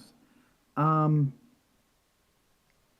thing you will notice, um, more than normal, he seems, if possible, a little bit more stern, but more. He has more conviction, like more serious, and he just has this perpetual like furrowed brow where he's just you can tell like thoughts are spinning and RBF.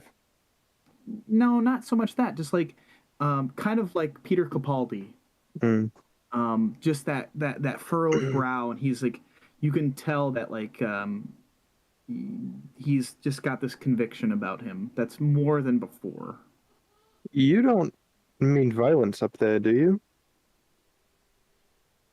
And no, Yurkwin, I never said there would be violence. Hadron's just gonna slowly look at the party. I don't mean this in any way viciously, but what is up there? Even with all of us combined, we'd be dead. So why are we going again? I think we gotta go here to get Tiamat's blood. I know. It was rhetorical. So I don't know. Just okay. Just does not seem productive. Geez, everybody wants answers from God, but when you give it to them, all of a sudden they don't want them. As they're all talking with each other, Hadron's gonna like call out to Vecna, and he's in his head. He's just be like, God, I hate asking this. Archon isn't going to react to seeing your eye inside of me, is he? Going forward, Hadron, I would appreciate it if you refer to me as Master. In any case, I don't believe he's ever seen the eye.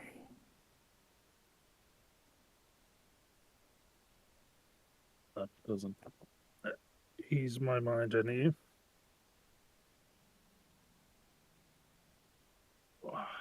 Very well.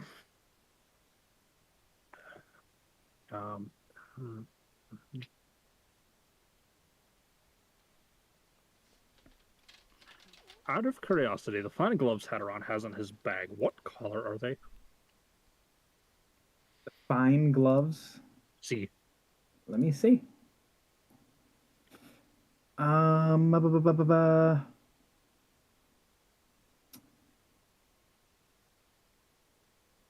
They're kind of like a cloth-like material, like silky, almost translucent. So the way I'm asking that is, are they a color that, unless you are literally like face to face with Hadron, you wouldn't be able to see through it, but I would see through? You know how I'm asking that? Yes. Because Hadron has something he wants to do, but I wasn't sure on the color of these things. These gloves are they have a magical feeling to them, but you'd have to take time to identify what they are. Okay, never mind.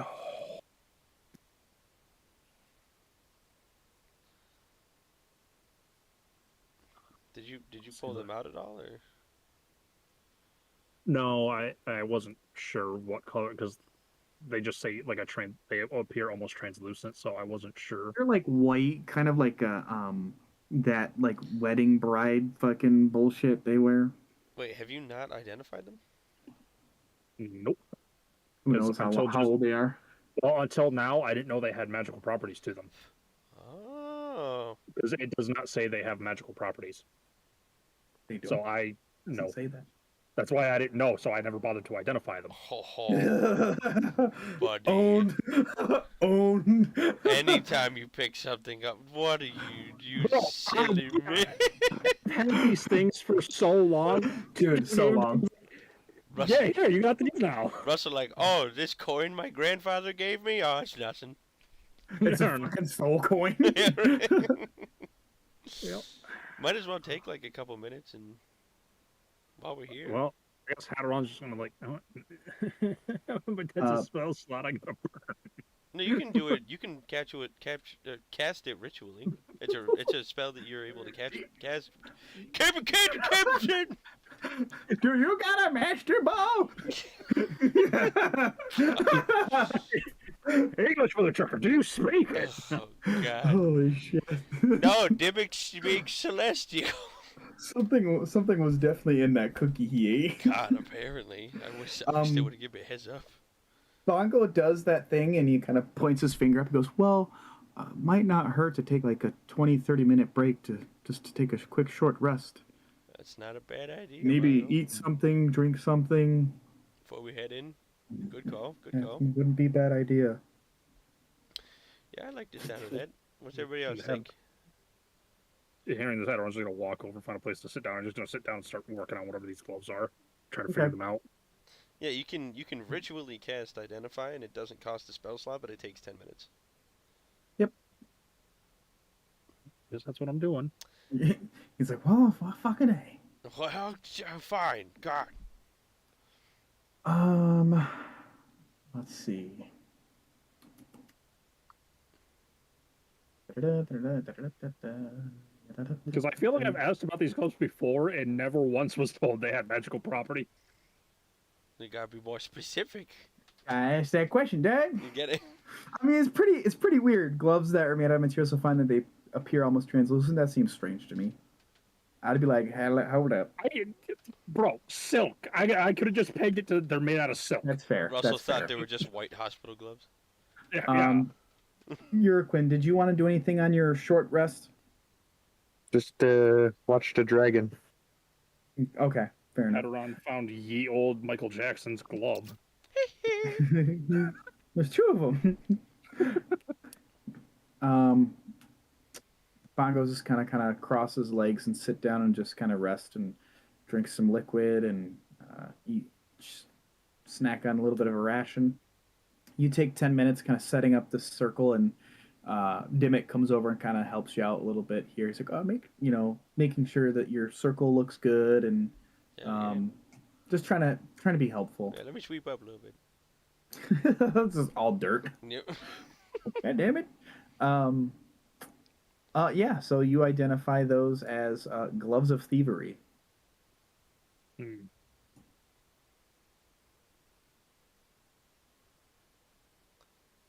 Oh. You got some stealing gloves.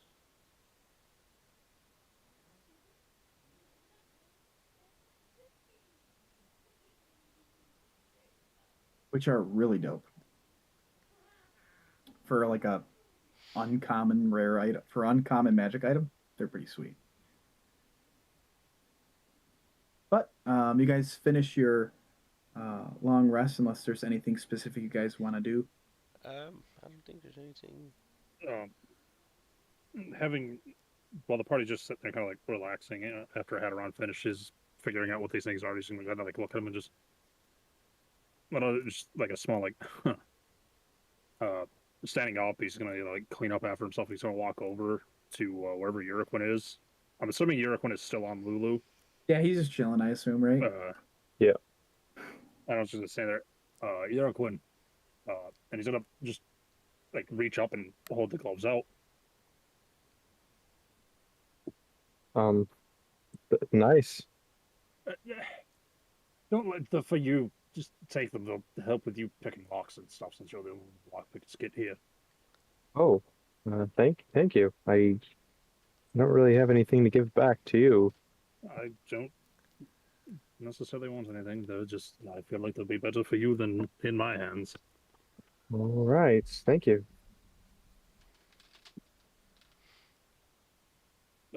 After that, Hadron's gonna turn around. He's gonna like clap his hands. He's gonna look at him. Okay, when are we moving? Whenever you learn how to talk, we'll go. Well, guess what? We live in hell now, and nothing makes sense down here. All right, let's go. Bongo kind of stands up as well and starts to head over. Kind of just not leading the charge, but just kind of like making you guys keep pace with him. As you get closer, you start to kind of turn around the corner going up to the actual tower itself. You notice that there are figures shuffling atop its ramparts. Undead guards in various states of decay. You guys are about maybe 100 or so feet from the tower itself, and it's got this massive arching doorway. And it's kind of got this. It's this darker, like iron, or it's made of this foreign kind of like obsidian-like material that has like kind of streaks of what seems to be blood or I guess the only descriptor is blood. They kind of come down the actual tower itself as like either a design choice, or you can't really tell from this distance. Mm-hmm. Somebody make a perception check for me Oh, you're as you guys are right. approaching. Oh. What's your bonus, Shiraquin? +8. Okay, yeah, go ahead. I'm +5. Doesn't matter when I roll like that. Oh, that's pretty decent though. Still, jeez. Um,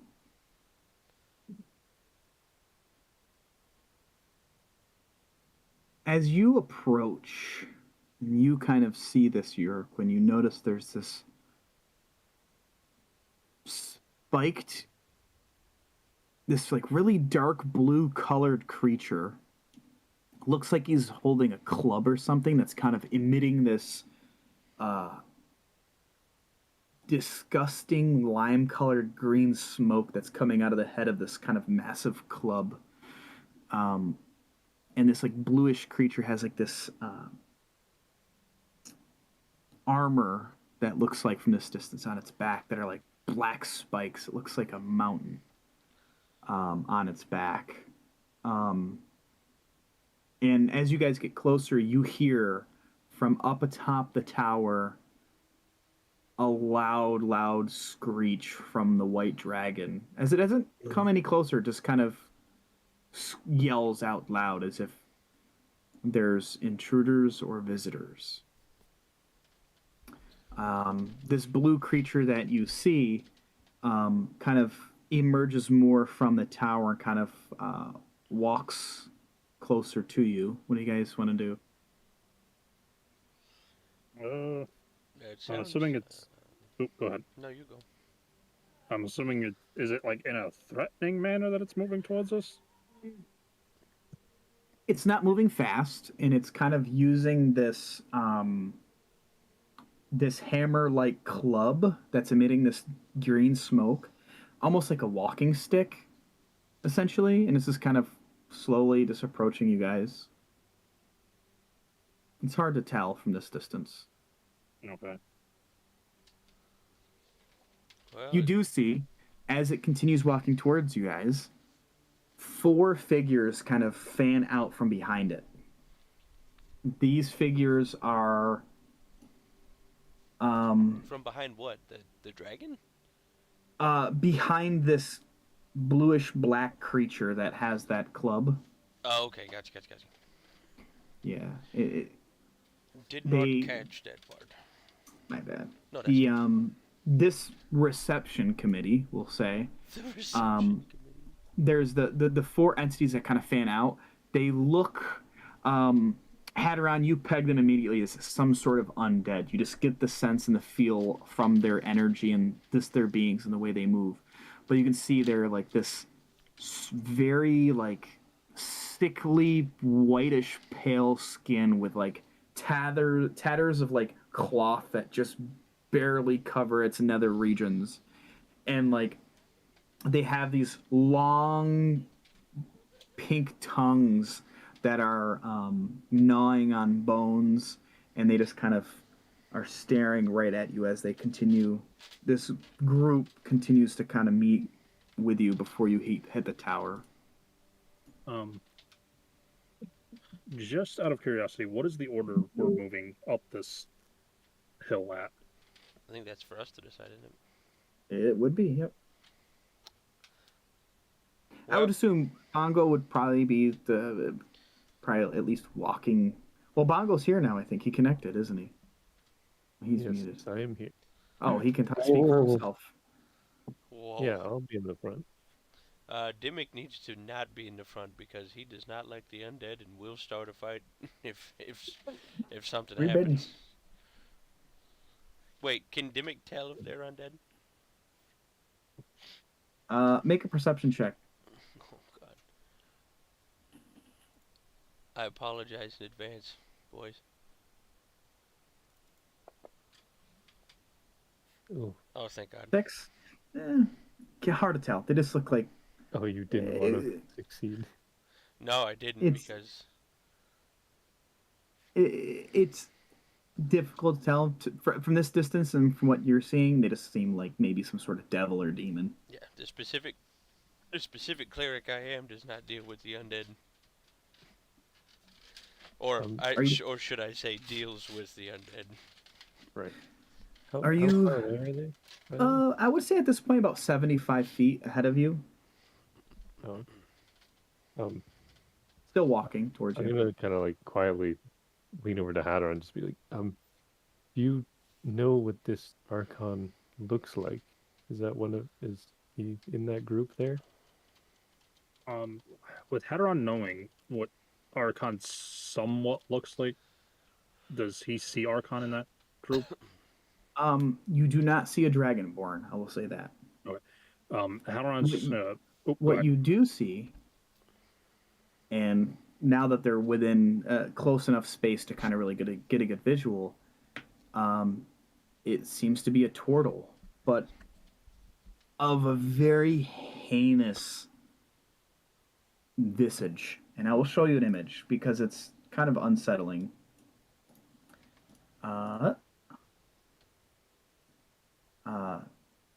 This creature just continues to walk forward, not threatening, just kind of stomping and walking about 70 feet away from you at this point. Hearing Bongo's question, Hadron's like shake his head, just be like no. And as he's saying no, I'm just since Bongo's kind of like leading the group, Hadron's I guess going to be second. Everybody behind Hadron is just going to watch him kind of like lower his hand in a position that he could just summon his scythe if he needs it. Okay. And he's just gonna be like, I don't know who they are, but the one with the weapon is a powerful necromancer. Just be on guard. He looks dope AF. Are you guys going to stop in your tracks, or are you going to continue walking forward? Bongo, I should ask you, since you're kind of... Are they still walking towards us? Yeah, but not like in a threatening manner, or they're not running, they're just walking. Yeah, I'll kind of match their stride. So Okay. Going towards it. Yeah, I'll see what they're doing. You get to about 50 feet apart, and then the turtle stops and kind of smacks the strange... let me see if it says on the character sheet what the fuck that is. It's a maul. Oh, Okay, it's it's pretty fucking dope. Oh, Freaking dope ass maul. In any case, it stops and it kind of slams down the maul on the ground, and it says, "Halt intruders! we are here Our to see. friend in the sky, Obatala, warned us of your presence. What is your business here?" I'm assuming it's speaking common, correct? Yeah. Okay. Just wanted to make sure that way we knew if anybody in the party needed to translate. Right. No. We are here to see Archon. We have a trade. Archon the Cruel. Yes, that's right. We He is have a- not in the tower right now. Where is he? Hmm. He is away right now. What is your need to see him?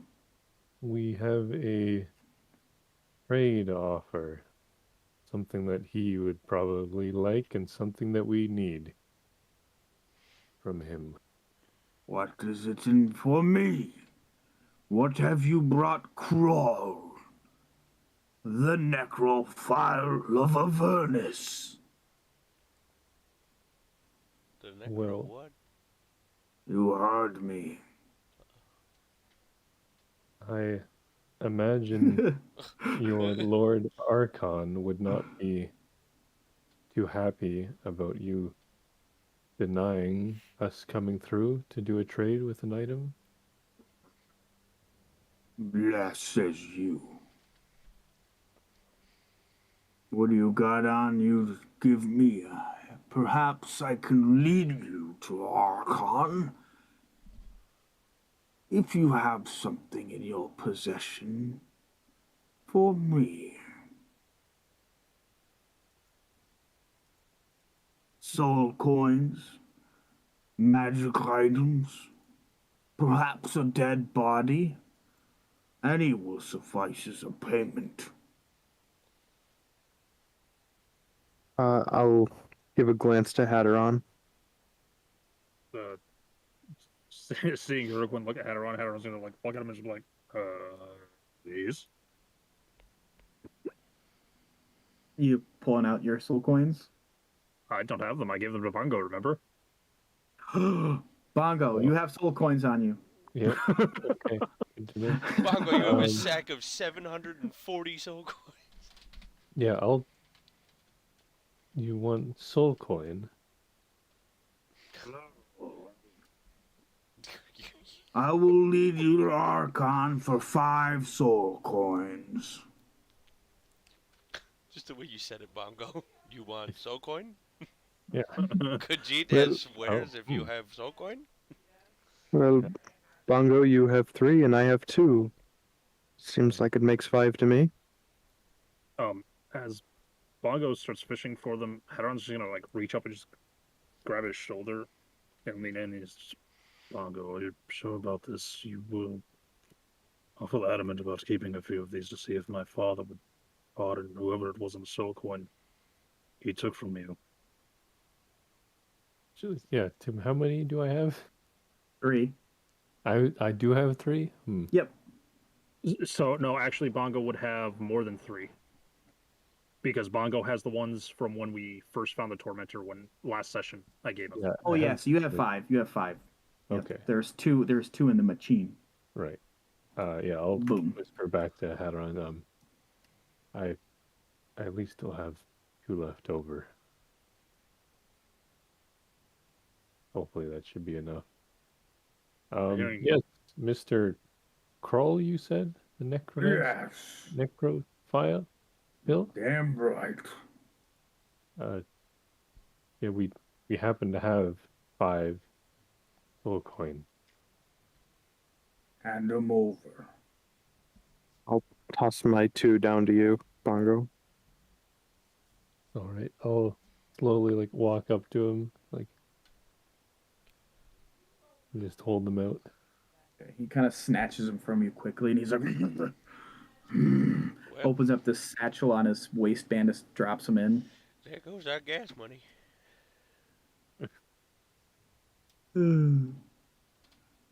Inflation. Ghouls, let's head out. We're going to the monument of Tiamat. And he just walks by you, Bongo, and starts to kind of continue back down where you guys came from. Dimmick's eye is perpetually twitching as he is trying to hold all of his magic in from not smiting all of the undead things around him. I don't know if you would realize they're undead. Let me show you what they look like. Well, I thought that if we got into, like, we're close enough to see what they are. I will say this. You can make a... let me see. I believe... Would I not? Nature check. Would I not know a ghoul is undead? I'm more of like... I don't know if you've ever seen one yet. Okay, you said Or nature heard of check. it. Here's the thing. I'll give you 2 options. Either A, you can attempt to discern that it's undead at this instant, or B, you can try to remember if you've ever read anything about these. Because he did say they were ghouls. I would like to remember if I read anything. Okay, yeah. So roll a history check, I would say. Thank you for that. Yeah, they undead as fuck. Yeah, I am. Dimmick is. Dimmick is like, if one of them sneezes, he might go off. As Cruel walks by, Hatteron's gonna like just turn and look back that way. Obviously, everybody else is now in front of him.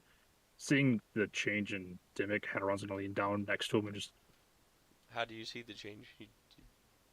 You don't not know. look angry? Okay, fucking just leaning into both Mordecai and Dimmick since obviously Hadron knows Mordecai's very religious, and we're down in the middle of hell. He's I gonna will say lean in. this: you can make an insight check on him to see if you sense anything boiling in him. There we go. Yeah. Ah, shit. Yeah, I'm angry as fuck. He seems pretty pissed off, like it's similar to the Growlhund Villa. And I mean, You've it would be seen that. pretty easy to see a change. He's no longer this cheery old man who just got off of a massive gun. That's true. He's still got blood kind of in his hair and shit. Just leaning in between the two of them, Hadron's just I'm leaning in. freaking out, man. He's just leaning in. He's tweaking. He's just leaning in between the two of them.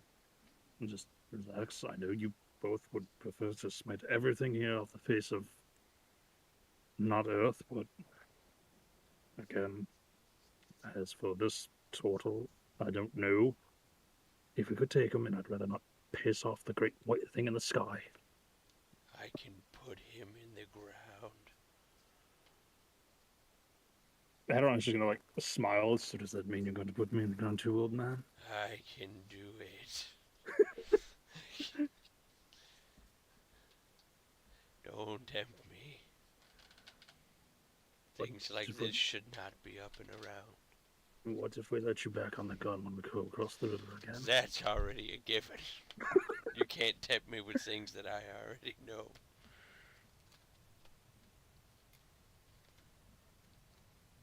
I am... Oh. I will do my best, but...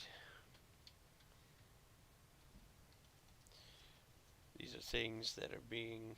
These are things outside the proper realms.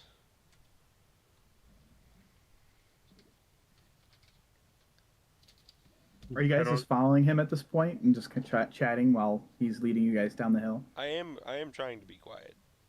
Yeah, If I that figured. helps- if that helps. He rolled a shit perception check, so he's fucking oblivious. Oh, okay. He's like, I hear better underwater because I turtle. I'm a turtle. Yeah, I'll probably stay up close Oh to my him to be between him and the group. I hear Okay. better underwater because I'm a turtle.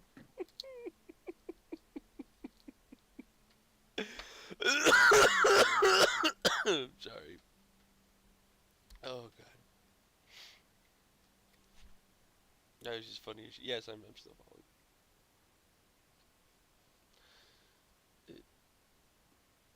Did everybody die? Hello?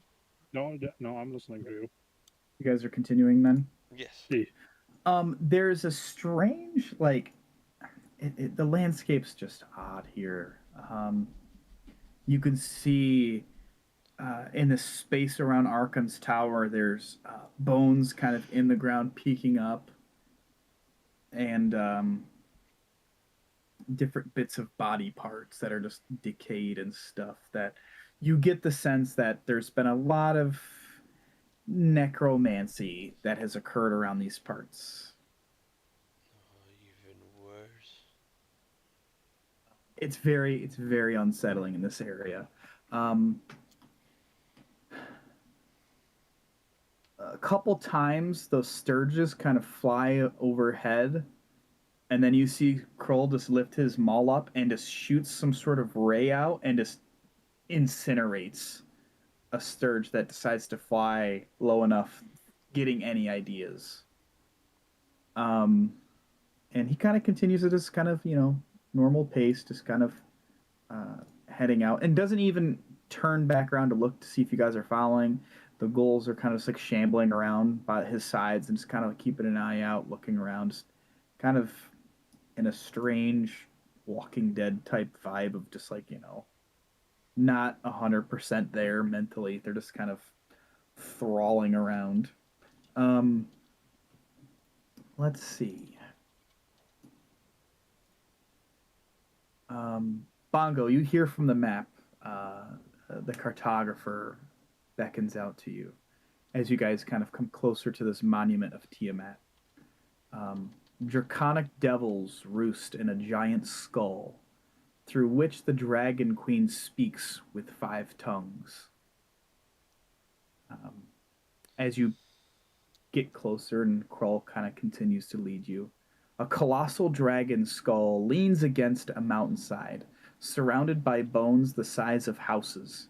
Acrid smoke rises from the skull's maw.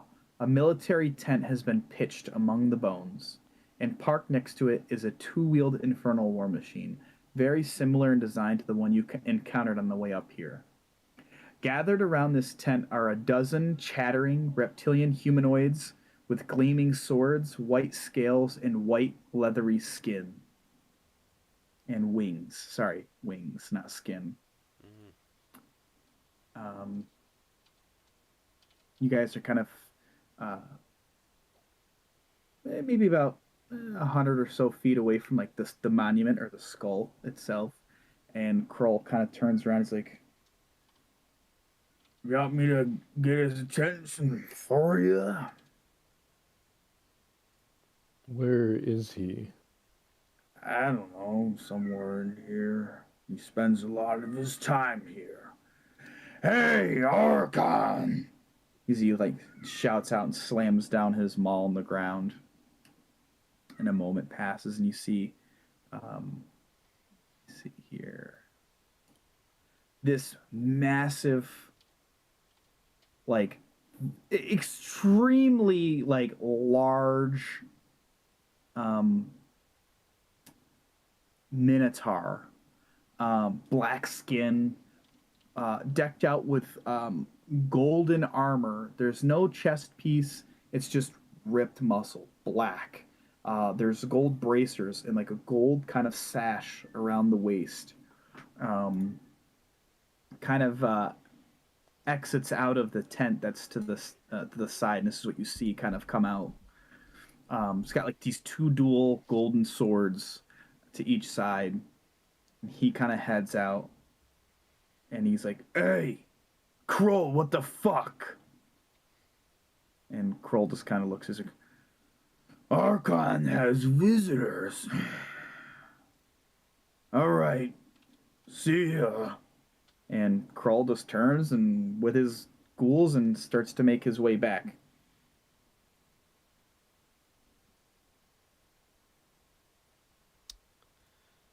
Okay, All so right. he continues on. So Kroll's just out of the picture now. He's, heading back to the Archon's tower.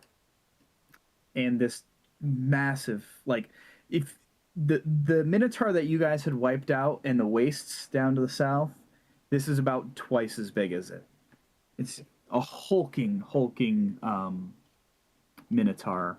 And then a moment passes by, and you see a red dragonborn with kind of like this dark steel plate armor and this kind of this sea foam, but it's a darker sea foam green cape that kind of whips behind him, kind of steps out of the tent.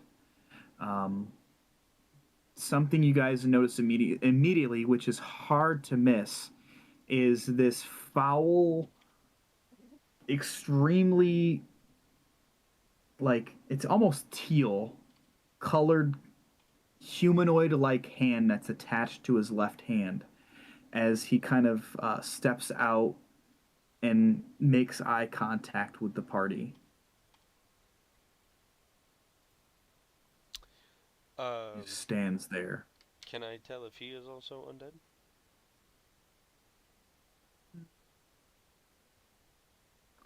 I would say... God,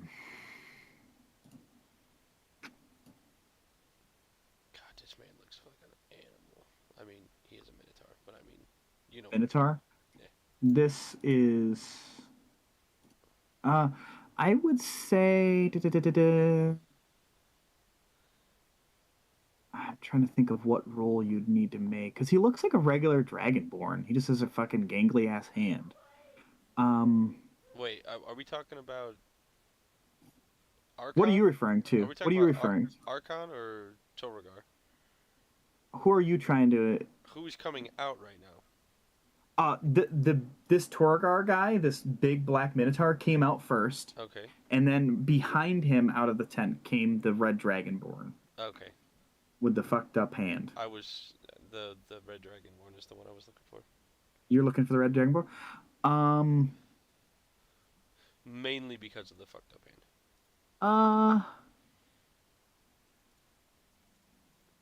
Hmm. I would say I don't really know how you'd. I don't know how you tell. If I can't, I can't. That's fine. I just don't. I don't know what sense or what you would use. If you give me a case, I'll let you roll for. I just don't know how you're trying to deceive whether or not it's undead. Because a ghoul you would know because you've read about them, like you did, or you would just tell by the nature of them. You can make a nature check to discern from him if he's undead, but I don't see. I'm trying to make a connection between his hand and the massive amount of necromancy in the region or in the immediate area. I would say you can make like a nature check. Would Well, probably be the. Looking at it, I'll lean again to Hadron and just, Hadron, are you good with taking the lead on this one? Since this is you wanted to come here for him, right? Or you wanted to come to the town? He said he'd be right back. He's kind of lost at the moment. It's you get the sense, Dimmick, that maybe perhaps he's not undead, but there's definitely something that doesn't sit well in your stomach. Like your gut instincts tell you that that hand has like smoke coming off of it, like pure necromantic power, essentially. But not. He's not. Doesn't seem. You don't get the idea that he's undead. Okay.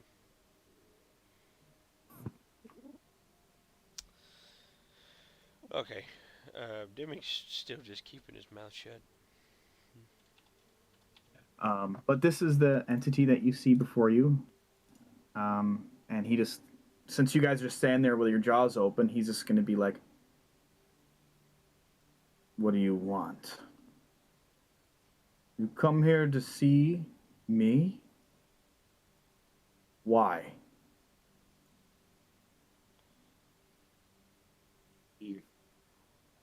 Wanted to trade something with you. We heard that you have something that we are hoping to get. Interesting. Whew. Oh god, that whistle was so bad. Let me try again. Let me try it one more time. Yeah, it was still shitty. Arkan just kind of like turns his head and just whistles. He's like, "Chango, come here." And out of the what? Fet? Chango? Chango Fet? You see out from the tent exits this very. I don't know if you have encountered this before in your travels. I'll just describe the entity. I feel like maybe you have. But I'll describe it and see if you guys can figure out what it is. You see this almost lion-like creature that's very hulking in size that kind of has to turn its body and kind of nudge parts of the tent out as it exits. And it's got this humanoid face on this lion body and these wings that kind of flutter out a bit, and then kind of rest with this long tail.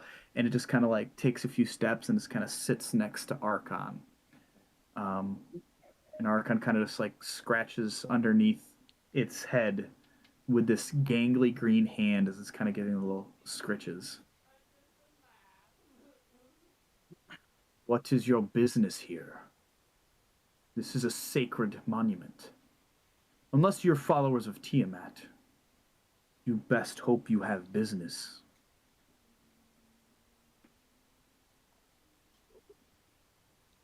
We are. That's Chango. Oh, That's a manticore. manticore. Oh, that's a scary looking tail. Oh yeah, I Chango doesn't look at that ferocious. Just seems like at peace, content, just Okay. hanging out, Yeah, I don't. docile. I I don't like guess that he's got like a person face. That's manticores are strange, bro. yeah. Don't like It's that. very weird. Kind of want to punch it right in the mouth. Jeez. Don't like that. Nope. No Man. thanks. Right, what was I saying? We are on a mission, and we heard that you have some of Tiamat's blood.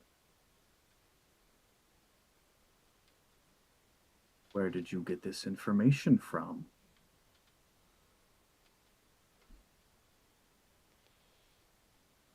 It was from another creature we met far to the south. That we need something from him. And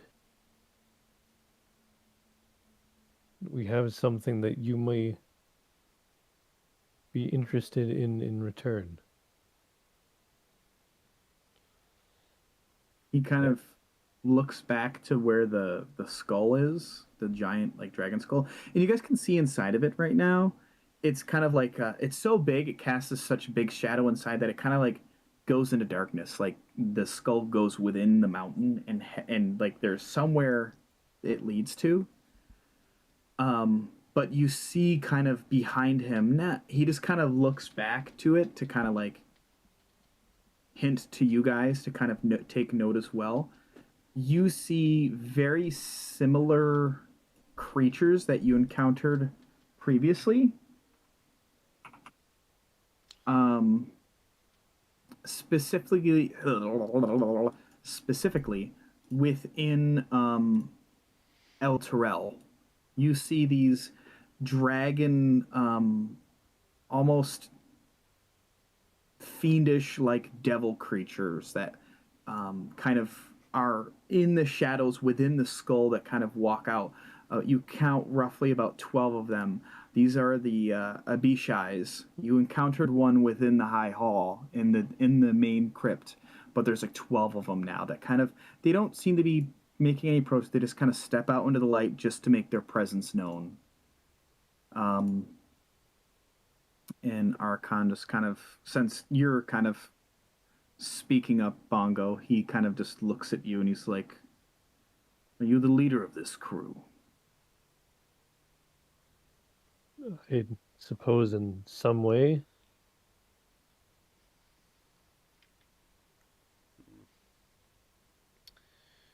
"I have this vial around my neck. I keep it as a keepsake of Tiamat, my queen. So, you need it?" Mordecai would like to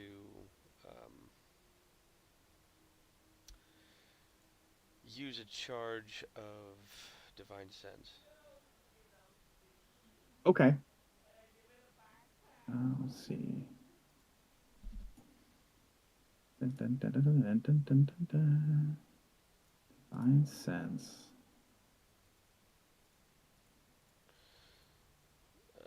You can detect good and evil. Until the end of your next turn, you can sense anything affected by the Hallow spell, or know the location of any celestial fiend undead within 60 feet that's not behind total cover. I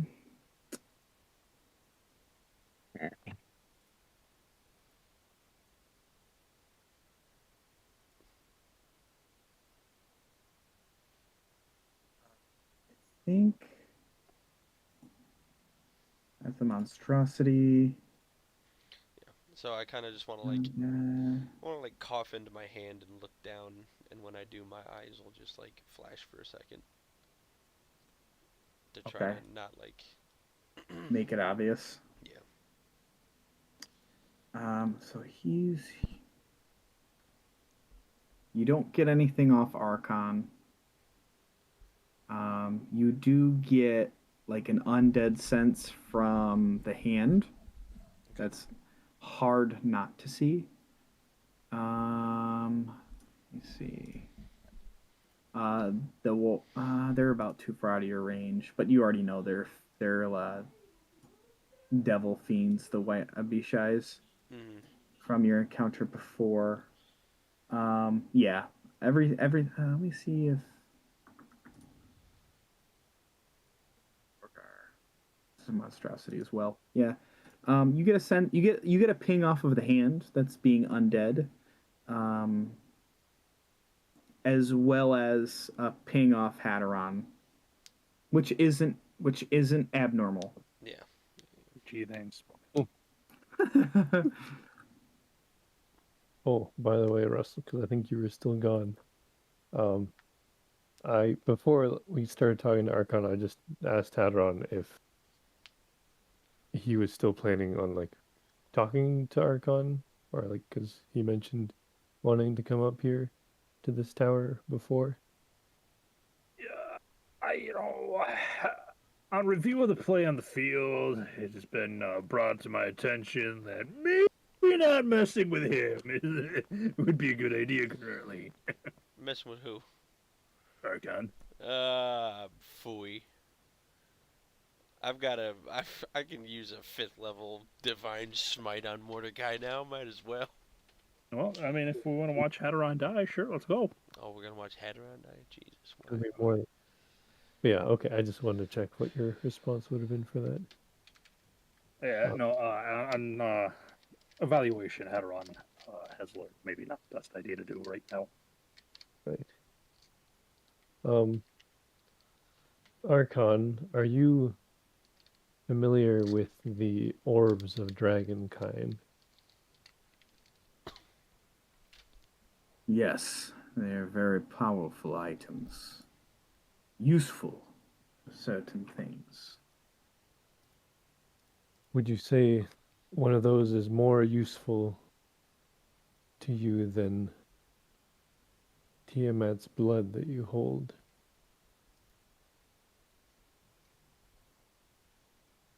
The only thing. I'll tell you what, I can make a trade. You bring me something that I can use.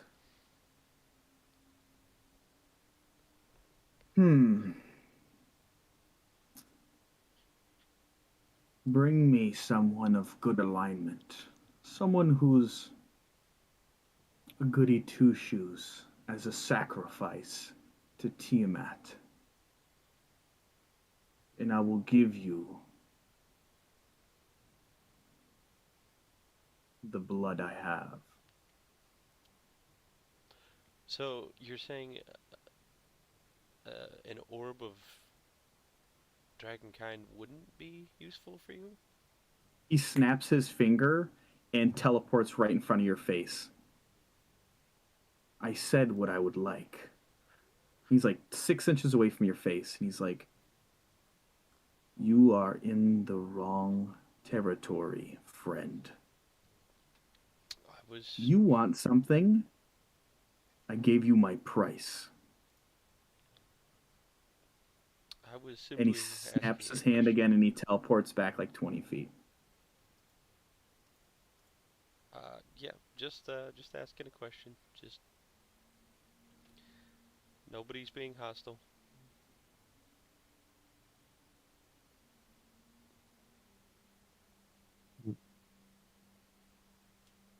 Will you still be around here if we have to leave? This is my domain now. My queen is trapped in a prison, and I need everything I can get to release her. Was this another thing that Zariel has done here?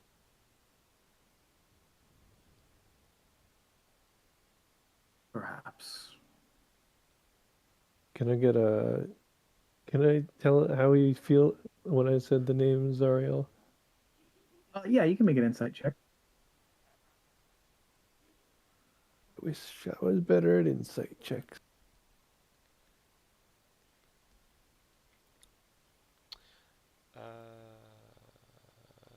I'm pretty good at insight checks. Yeah, you can get it. You can take a roll. I'm a +9 to it. Oh. Whoa. Hey, pretty damn good. Hey. alright. Let's see. Trying to see exactly.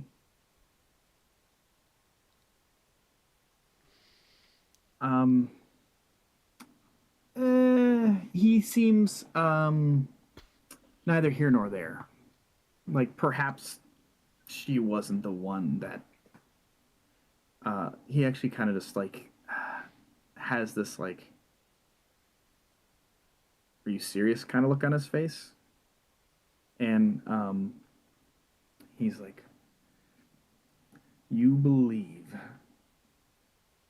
the want-to-be archdevil of this plane could put Tiamat in a prison, my queen of all dragons? I Man, just know that you guys are funny. has made a lot of disruptions here. No, our beef is with Asmodeus.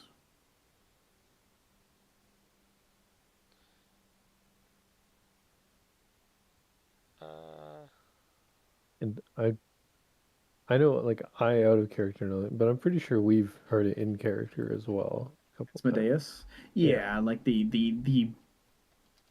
ruler of all levels of the nine hells, yes. Right. The biggest, baddest, evilest, yeah. Ever, I would. It's kind of like if I went out in public right now, I'd be like, yo, you know who the devil is? Everyone knows, even in like the material plane. Everyone fears, in certain ways, Asmodeus, the devil, the devil.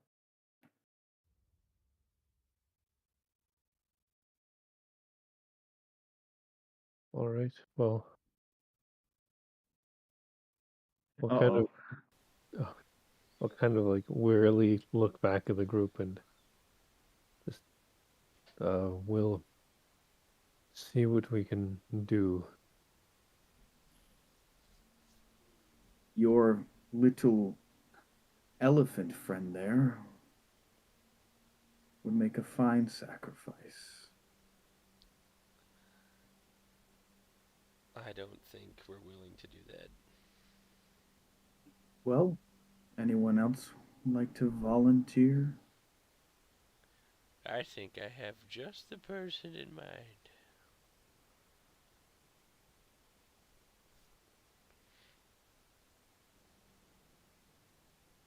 Well, if we're not doing business now, it's time for you to leave.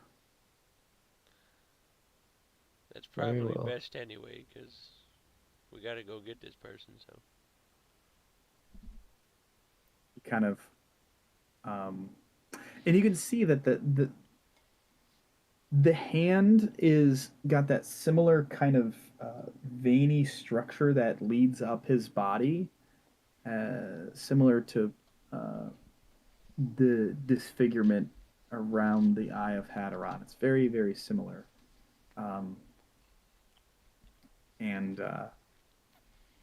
as Archon kind of talks and having conversation, you're seeing like he kind of has a little like almost like a tremor in that hand from time to time.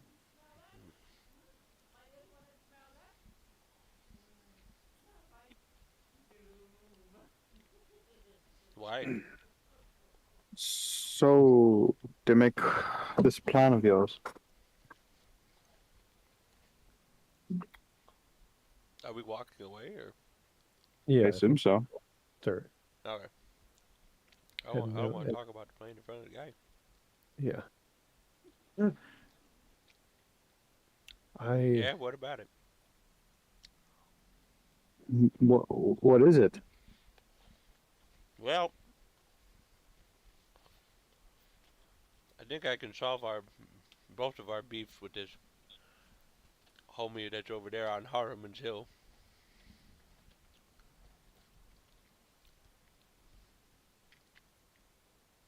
Are you Okay. suggesting we sacrifice him? Sure do. Who are you? The guy that's hung up on Harriman's Hill. Jandir. I think that's who he's talking about. Make a So, well, I was Bongo. Make a wisdom check for me, I was just since gonna you've say, only been I here don't, for a little bit. I don't think he's probably good. But I'll make a wisdom check. Almost a 19. You get the idea that vampires won't suffice. Yeah, that's kind of what I was thinking. Like, I'm not so sure that he would be a good kind of creature that Archon is looking for. Oh, thank God. Now we can stay up there. I don't. I just feel like give him a side glance and just ignore that. I don't know if I would feel comfortable with any person who's truly good getting sacrificed to that. Man, Well, I don't see another way. We could just sacrifice Dimmick. yeah, it's not a bad idea. Wait, what?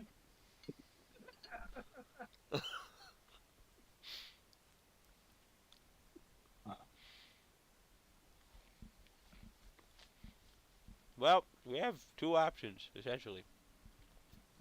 Go find a good guy, sacrifice him to Tiamat, or go back and fight Archon. It's up to you guys. I don't care either way. I like the second one. Hey, he seemed like kind of an asshole. You see how he got right up into Mordecai's face like that? I did. I mean, I kind of like that plot, but listen, I know you got beef with him, but it's still not cool. I think we can both agree on that. No, Do we- Sorry, I brought some cookies in my bag to Avernus. Say Dimmick's got his hand in his bag eating a biscuit. this Hadron's just gonna pipe up and be like, "We're lucky Mordecai didn't just straight up kiss him." Hadron, you think we can't take him? I would have. Oh, I would have it done. is. Would have done a lot worse, old friend. A lot has changed. No, Quinn, you don't seem to understand. There is no thinking about it. I've been explicitly told that there's no chance in, no pun intended, hell that we would be able to win. By who? This spooky, useless deity that you have? Is that Dimmick or Mordecai talking? Mordecai.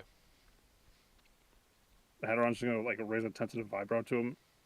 You patronize me on who I gather my power from, but no offense, Bongo, I don't see your gods helping out.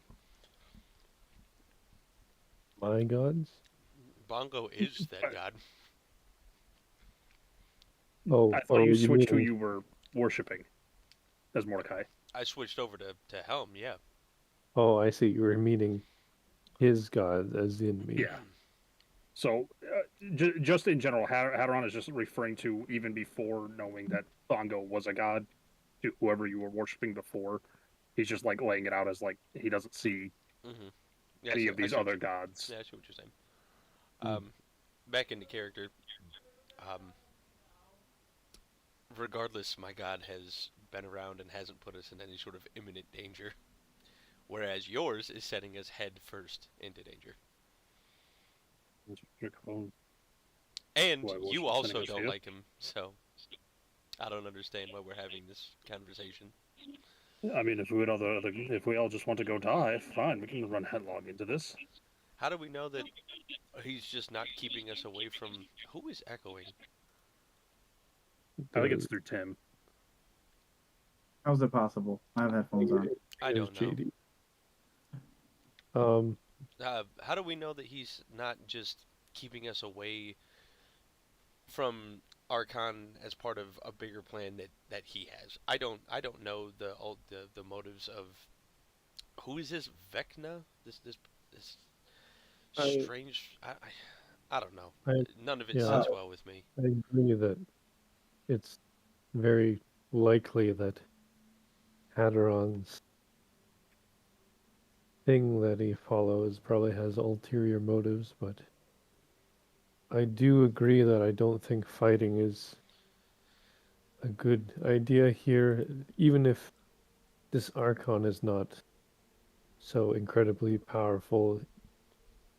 That Minotaur and all of those other creatures around, I hardly think that we could face them and come out alive or with any sort of healthiness enough to proceed on with dealing with Zariel.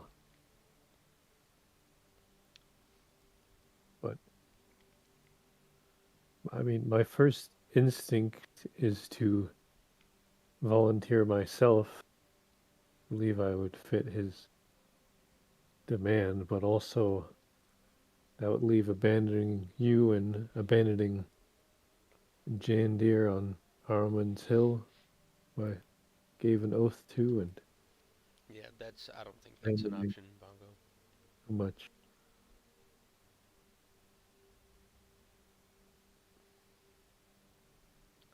I Don't don't, know if we could I don't think that's an option. find either.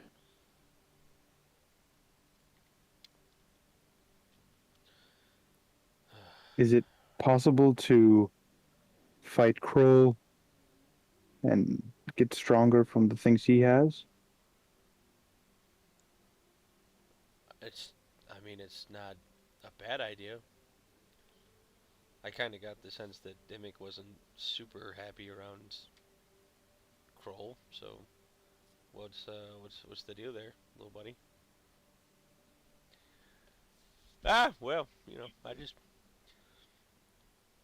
things that are dead are supposed to stay dead. We don't like things that aren't dead still. It is coming from Urquin. I have a headset on too. Well, it's echoing. I'm sitting here watching Discord. Yeah. It's Well, coming I'm gonna from watch you. your Discord. Um,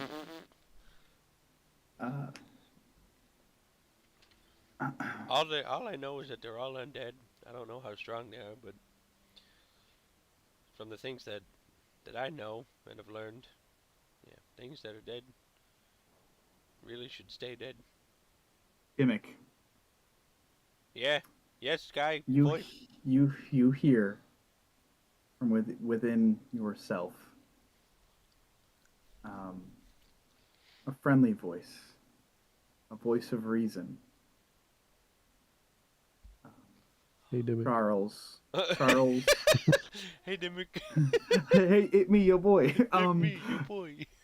No, Charles kind of pipes up just to you, like always, but, sir, you are more powerful now. Perhaps utilizing some of the new spells you've acquired for the greater good is worth putting your own deity aside for a moment. If you truly believe it's not Bongo's time to go, he doesn't have to go. We can bring him back.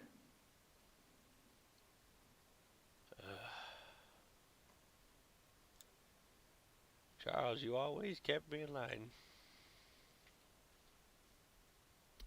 I'll close my eyes as I'm talking to Charles, and then when we're finished, I'll open them again. Bongo, how serious are you about sacrificing yourself?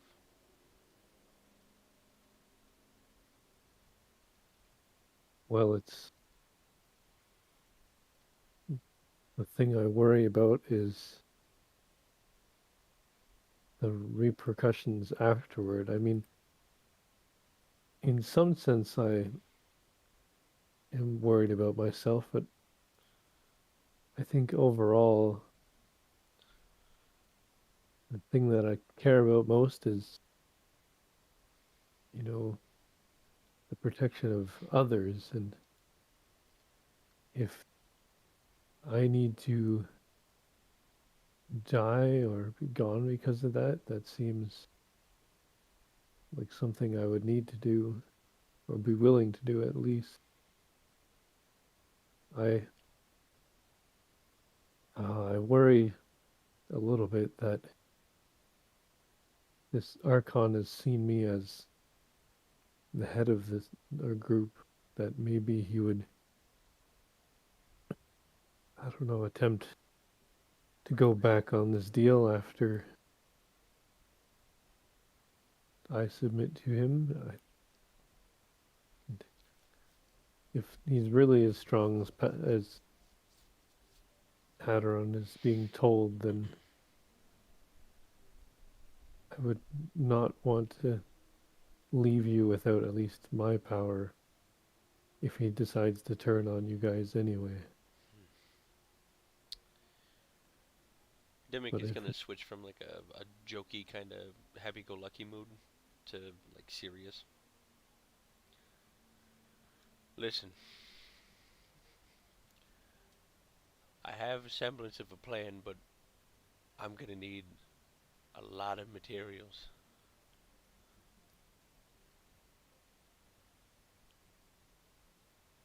And it In- will involve you sacrificing yourself.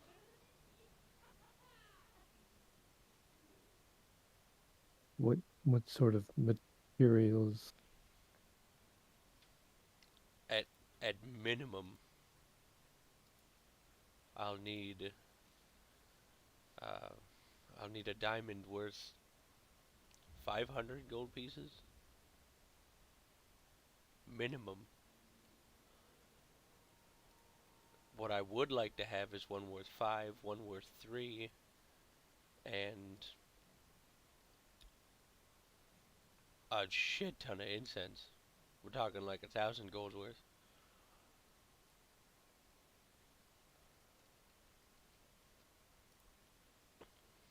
So if we can find some materials,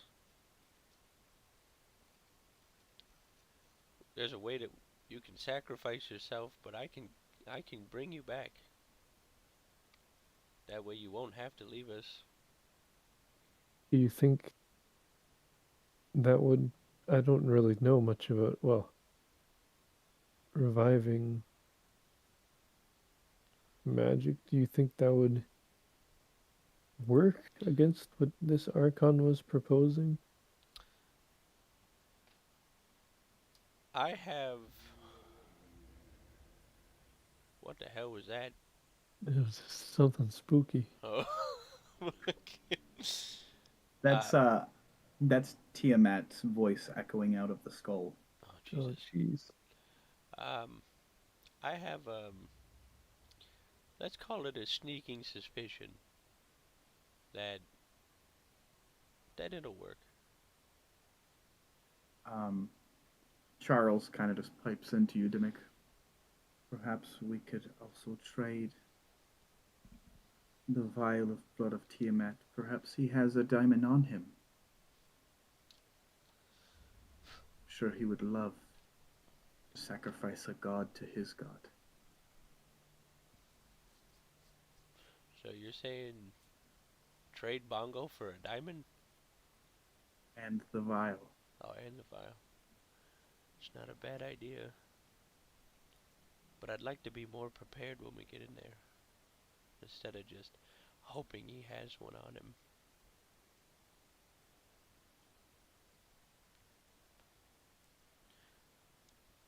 There's gotta be somewhere around here that has some sort of supplies. Lulu kind of flies down with Urquin, and Dimmick and Bongo, you kind of understand what Lulu's saying, and she says, "Well, I do remember there's a wandering emporium here in the Nine Hells, where all sorts of vendors have all sorts of items, and they kind of set up tents, and they have a little emporium, and they pick up and they move every few weeks." So I don't know where they are, but we could seek that out. Perhaps he'll have the diamond we seek. How close is Lulu to me? 30 feet, maybe? 30 feet? Okay. Alright. Close. Close. Okay, good. Alright. That sounds promising. It was, Bongo, do you have that map? yes, Could you maybe ask it where it is? I don't think we've had much luck with it before, but you never know. it hasn't responded to me in the past, but I'll try. Here, let me Um, see it. yeah, sure. And Lulu, do you know what it would look like? Like, is it like sort of like a circus kind of thing where they have big tents, or? There's a lot. Um, Basically, like a cluster of different colored tents. It's hard to miss. It stands out within this landscape. Well, then perhaps it might show up on the map if it shows things in real time. When Dimmick gets the map, he's gonna put his glasses on the end of his nose, look real close at it, and go, "Hey, map, take me to the closest traveling emporium."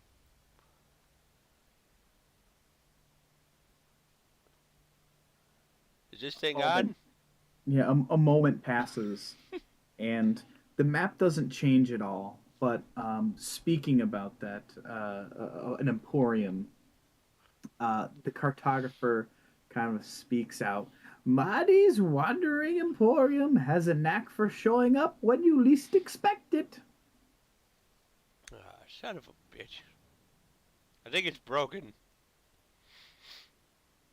I'm gonna give it back to Bongo. No, did I see anything on the map before? I give it would back to say make a investigation check on this map. Could I assist him? Sure. Yeah, you guys can look at it together. Do I get double advantage because of my tiny glasses? No. No. Sorry. That'll do. No, he doesn't. Stop telling him yes. Um, Tiamat said so. I'm putting them on. you see over where you came back, over where you crossed the river Styx, Hmm. you notice these little tiny squares that you don't remember being there before that look like different colors. Nothing's written on the map, but you see like a cluster of colored squares near the dock where the boat launch was So on the this south side of the river Styx. That's- So near okay, the I see it. obelisk. Okay, that's the one. Okay. Oh! I think I got something. We gotta get back to the boat. Quick! Oh, where? There's no time Okay. to lose. Follow me, and I'll just take off. Okay. What? In the direction in the direction we came from. Oh, and I'll like kind of turn to everyone else because I'll be like, realizing that they couldn't understand Lulu. Oh, let him know what the plan is. Yeah, I'll just let them know Lulu seems to I just believe that. realized that we're having this whole conversation in Celestial and everybody just fucking. Yeah. Hey, just I see me think fucking they- run off. I guess they would have heard like your plan, but like yeah, I'll just pass on like yeah, I think Lulu has a place or a group of people that have some sort of emporium shop thing that we. Nah, man. We were talking to Celestial the entire time, and they have no idea that I've made a plan, and no idea that we plan to sacrifice you. Oh yeah, also Dimmick wants to kill me or yeah. Yeah, no, I'll fill him in. Heteron. Mm-hmm.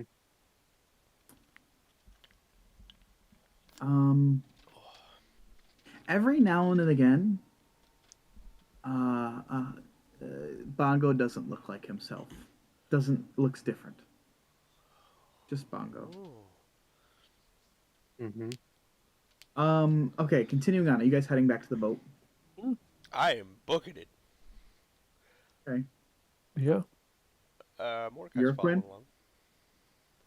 along. Suppose I'll follow. You're just like, what the fuck is going on? He's just riding around this fucking elephant. It's like speaking in tongues. He's like, I don't even know, man. I love it. You guys arrive at the boat, and it's still there with the crowbar that you had stuck into the ground, Bongo, kind of tied up. Right. All right. I guess everyone get in, and then I'll pull this out. Where do you think it is, Dimmick? It's right on the other side of the river, right where we came from. Oh, all right. Yeah. Yurikun, are you gonna stay flying on Lulu? Do you think? Don't know. Yeah. Well, you guys down there, and I'll stay up here. Okay. I don't know how dangerous this emporium might be, but I guess try to stay within 10 feet of me. And in case you need to be responding to some things like a saving throw. I don't know what that is, but I'll do my best. It's it's just a term people use casually. Interesting. Yeah. And then I'll wait till everyone's getting on and I'll pull out the crowbar. Okay. I probably won't even untie it. I'll just pull it out and then like toss it in the boat with us so we can use it again. Easy now. Kind of pull up the rope you had.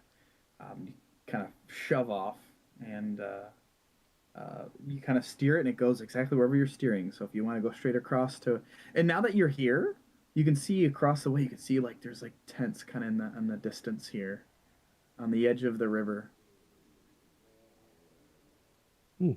Tens, dozens of them. Jeez, these voices are creepy. Yeah, I guess everyone fine with me going straight into towards the tents? Take me in, Bongo. Do it. All right.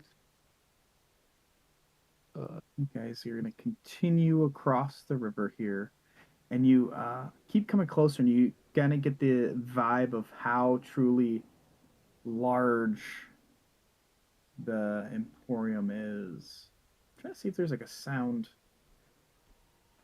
if there's a specific sound for it. I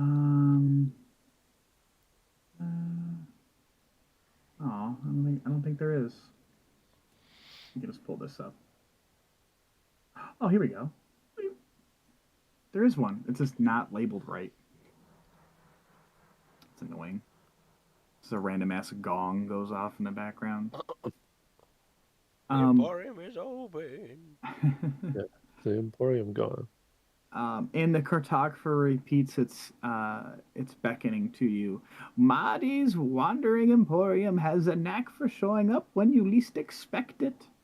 And as you approach, it's very similar. You kind of come up to the boat launch and kind of rest your guys' boat there, and you can see it's a very strange vibe. Like there's all types of folks shopping here. There's tents, there's vendors. It's like somebody plucked it out of a city and just dropped it here. There's music. There's like lively folks around. It's like a very it literally popped up in the matter of an hour or two since you guys have been across the river Styx. You can see that this traveling bazaar is kind of like it's like this menagerie of like merchants, artisans, and different type of misfits you see, and everyone here seems to be having a specific tent dedicated to a specific trade. It's not long before you guys kind of pull yourself up onto the dock that this very well-dressed man, he's got like a medium-sized beard, maybe about 6-inch long beard, very tightly groomed. It's got like streaks and shocks of white through it. He's got this very welcoming smile, and he's got this headband tied back with this kind of longer bit of hair, and he just kind of walks right up to you guys as you guys are like not even all the way out of the boat yet, and he goes, "Ha, ha, ha. Welcome to my emporium. My name is Mahdi. Welcome. I assume you're searching for wares. Tumultuous place you find yourself in. Do you care to look around or make a deal? What is it you seek? Yes. Well, I'm looking for a couple of items. Okay. So we'll start with the specifics first. Hit me with it.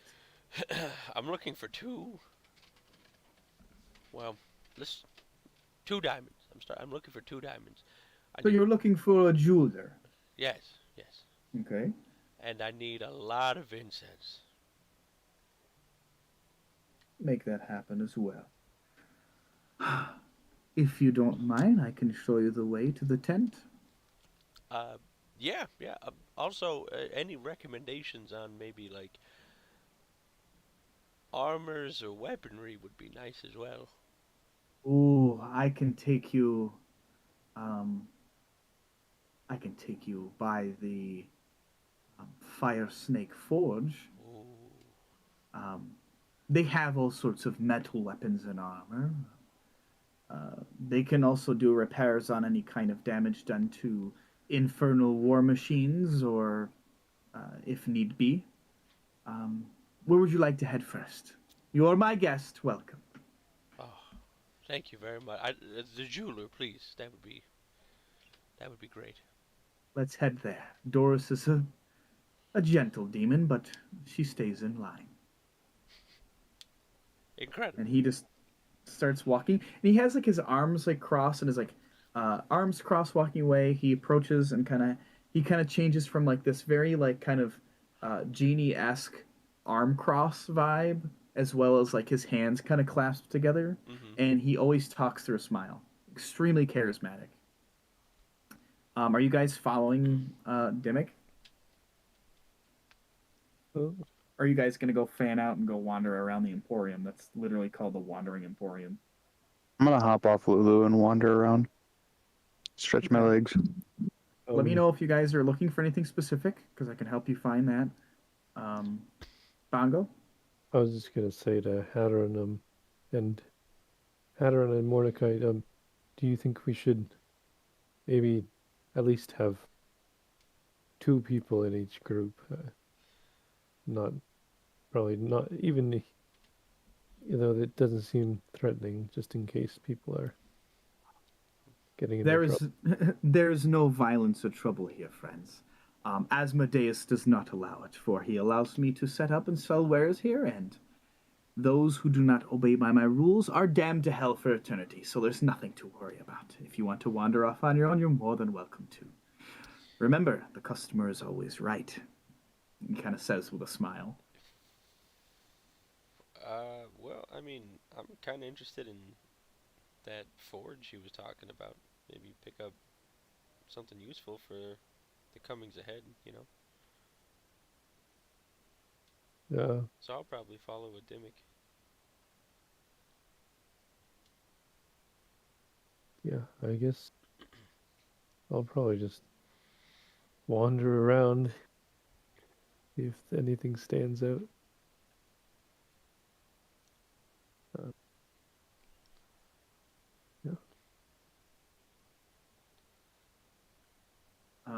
So you guys are going out.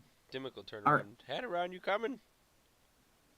You're looking to do your own thing. Hadron's just gonna walk away, just start looking for anything that looks magic related. Urquin, are you looking for anything specific? Magic items as well. Okay. Bongo? I don't think so. Like, just if anything, I guess, yeah, as I'm walking, this stands out to me. But I think I'm mostly just thinking. All right. Let's see. Okay, I got that pulled up. All right. Mahadi is escorting you, Dimmick. Is anyone with you, Dimmick? Is Bongo with Dimmick? Mordecai's with Dimmick. Okay, and then Hadron's off. Bongo, who are you with? Or are you just going off on your own? I'm sorry, I'm fucking think- handicapped. I think I just went off on my own after Mahadi was very strongly saying that we don't have to worry. Yeah, and like you get the vibe too. You look around and it's like it's not that. It's like folks don't even pay you any mind. There's a lot of people that are walking through your shop. And you're like, where the fuck did these people come from? Essentially, this is weird. Like this Emporium's popped up and suddenly there's shoppers. It's strange. It's like a fucking Ollie's. Actually, one thing I was curious to it. Can I just, as I'm going through, can I use a divine sense just to get a read on like if everyone here is a fiend or no one here is a fiend? Yeah, of course. You can pop one of those. I correct my last statement. It's not an Ollie's. It's a fucking Dollar General that pops up in fucking like wherever you can have one. It just 100%. appears. So you use divine sense, and you kind of look around. And you see there's humans that are walking by. Some in better shape than others. There's tieflings. You see a bugbear, a fucking goblin. You even see a kobold like that's playing cards with folk. Like it is a smattering of every race and that could exist. You get pings of celestials here and there, Asamirs, fiends. Like some shopkeeps or vendors, I should say, is the proper term for this, since it's more like tents. Some seem to be of a devilish thing, but you don't see basically any kind of demon. Oh, okay. Demons are a big no-go here in the Nine Hells, Right, yeah. or at least in this specific plane itself, Avernus. But you know, literally, like it's crazy. It's like a big melting pot. It's like Ellis Island when America was cool. Continuing on, we'll go with Dimmick. Mahadi kind of leads you to this tent, and you see this. For him prefacing a demon, you just see like this gentle old woman who's, human years, maybe 98 years old, wrinkly skin, and like little, like maybe 2 inches from her forehead are like two little tiny horns. And her eyes are really squinty, and she's kind of hunched over, and she's got this display of like any kind of gem you could imagine, just displayed out for you for purchase. She's like, hello, Yes, hello. hi, Uh, welcome. I'm Doris. Good to meet you, Doris. I'm Dimmick. Oh, I'm here to kind browse. of has a smile. She's like, oh, hi. Oh, hello. How are you? Very good, very good. Anyway, Better now. yes, I'm better now. gotta hide my waterlog. Anyway, I'm here to browse your gem selection. What are you looking for? And what is the use? I could probably help you find something perfect. Well, I'm in need of a few diamonds for use in some life-giving spells. Okay. More specifically, Diamonds? Okay. yeah, more specifically, I'd like to spend about 800 gold pieces. One on a 500 or a 500 on one and 300 on another. So you're looking for diamonds that are worth that much, not how Yes. much you want to spend on it. There's a difference. Yes, correct. You know, little old lady need to make some cash. Yeah, I mean, Um, you're not wrong. What do you have for trade? For trade, I mean, I have. Yeah, you have soul coins. Do you have dragons? Do you have silver? What are we dealing with I here? have dragons. Yes, I do have dragons. Gold is always welcome. I prefer soul coins, but beggars can't be choosers. Yeah, unfortunately, A little bit of a steeper exchange rate, but that's okay. Okay. I haven't been here very long, so I don't have any soul coins, unfortunately. That's fine, dear. Maybe you can all right. show me around sometime. Well, if fucking Mahadi will give me a fucking break, maybe. And he just kind of like just laughs. Yes, but yeah. Okay, so she kind of pulls out two diamonds and sets them up. One's kind of very crisp and clean, and it's been carved and cut elegantly, and another one that's decent as well, but you can tell it's not worth as much. She's like, that one's probably in the range of it's worth 500, but I can give it to you for 750 gold pieces. Okay, that's the big one. All right. And then the little one, I'll sell you that one for 5. 5. So we're looking for a total of 12.50. Yeah. Okay. Okay.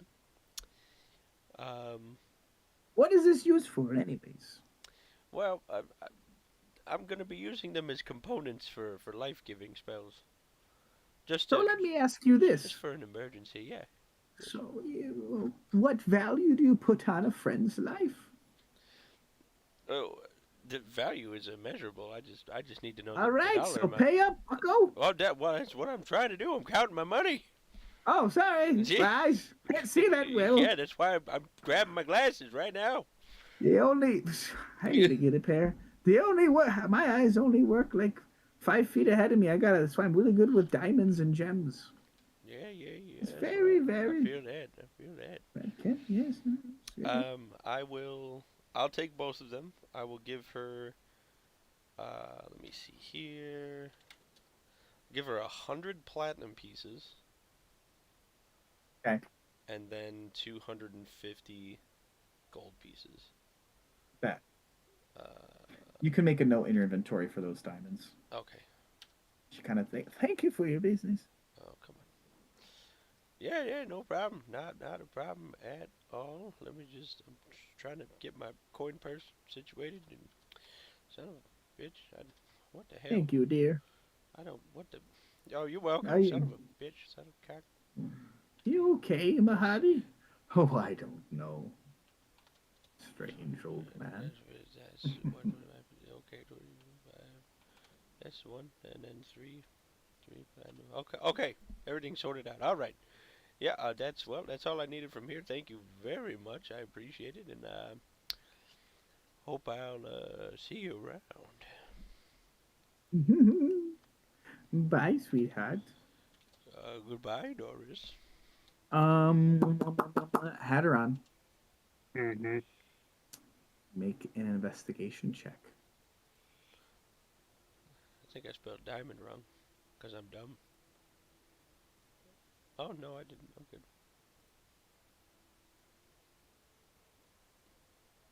What a legend. Rolls a natural 20. You Oh, happen great. upon Good. a tent, Hadron. It's got stripes of like teal on like a white pattern, and it's kind of got that circus tent vibe, but it's maybe like a 20-foot by 20-foot tent, and it has like a table on the inside, and there's some strange arcane magic that kind of alights the inside. You see there's balls floating around up top, and there's an assortment of odd objects inside, and you kind of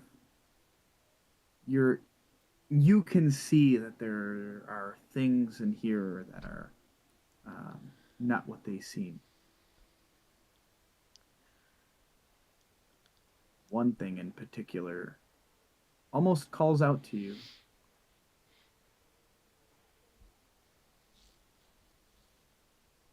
Seeing whatever catches at Arm's eye, he's gonna open up whatever sort of door there is and step inside.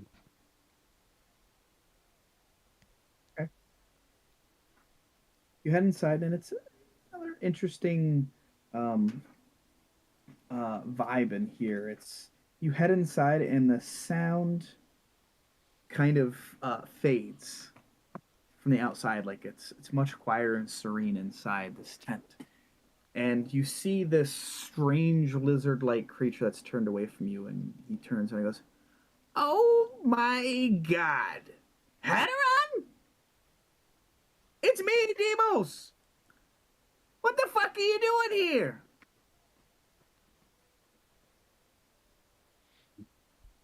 Hadron just rubbed his face, just like, why does all the bad stuff happen to me? What do you mean? You guys bought my artwork, and I made myself all the way here. This is great. No, Amazing, even. I don't know who this we is. I did not purchase any of your damned artwork. Oh. Well, in any case, you're looking for something a bit occult? Or strange or powerful? I've been around for a while. Hopped on the band with Mahadi. Been Hadron's, making good cash. the entire time Demos is talking, Hadron is just like pinching his nose and in between his eyes, and he's just slowly take his hand away, and he's gonna hold his arms up. You're asking me if I want anything occult and magical? Me. Yeah, yes.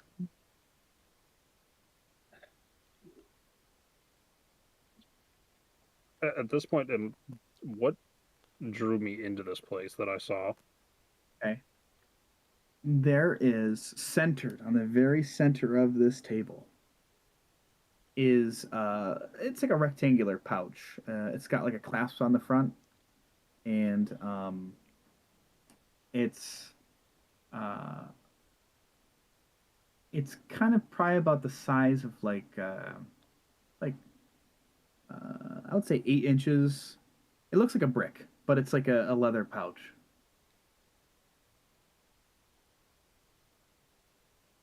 I'm assuming Damos is kind of standing near wherever this thing is.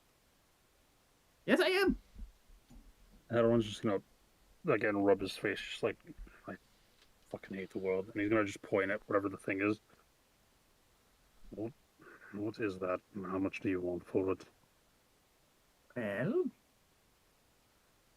depends on what you're willing to sell.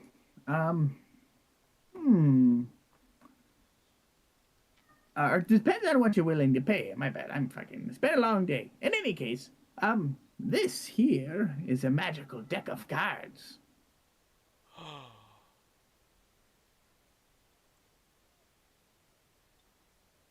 Pull a card and get a surprise. We had something similar to this. It was like a bag of beans, but somebody bought it earlier. Only answered half of my question. What do you want for it?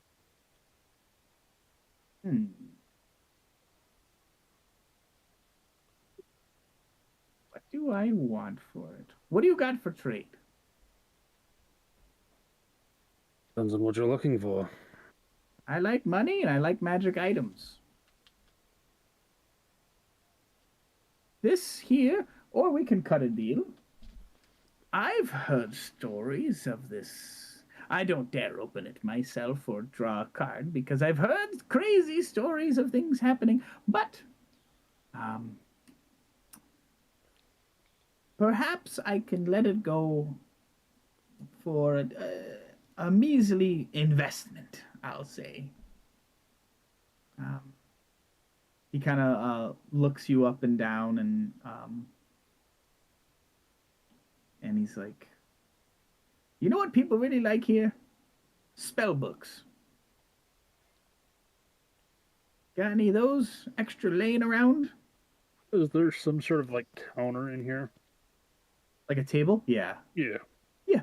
Hedon's just gonna walk over as the entire time Damos is just talking. Hedon's just gonna walk over, open the bag of holding. He's gonna pull out the black spell book, the red spell book, and the umber spell book, and he's gonna slap them all on the table. He like jumps and he's like, "Oh my god!" And he comes over and runs over and he looks at. I can't read any of this shit, but I know what they are. So, you want to buy the deck of cards? The magic deck of cards? Hedon's just gonna look at him and just raise an eyebrow. I don't know. That depends on the price of what your deck of cards may be worth. Let me do some math. He pulls out a little like pamphlet, like a little like tablet of like parchment, and kind of scribbles some stuff down with a quill. He goes, "For my count here, it's gonna cost 3 spell books and 500 gold pieces, unless you have another spell book." Hadron just chuckles as he puts a hand on top of the stack of books and just goes, "You're cute if you think you're getting that much out of me for that, because I know what these are worth." Well, you don't know how much the deck's worth, so what are you willing to spend? You tell me, since you think it's not worth that. I'm not saying that. I'm just saying for one object, your price is a bit steep.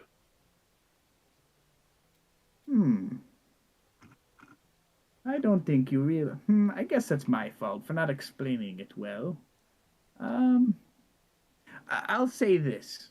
If you just want to pay cash, I'll charge you 50,000 gold pieces.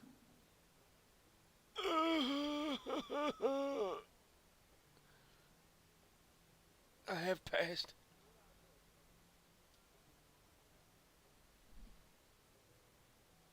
Hearing that, Hadron's just gonna reach into the bag again. He's gonna pull out the manual of bodily health, and he's gonna set that off to the side of the books. If you want 50,000, will that suffice? His eyes get really wide, and he grabs it. He's like, "What is this?" Well, if you can read, you can understand what it is. And quite frankly, this seems like a rather apropos place for it to be. Well, give me this book and a spell book. We'll call it a deal. Or I'll give you that spell book and 50 gold, and we call it a deal. One spell book and 50 gold? That Are book is you- worth more than these spell books combined. Oh, you mean this book, this tome? Oh, make a persuasion check.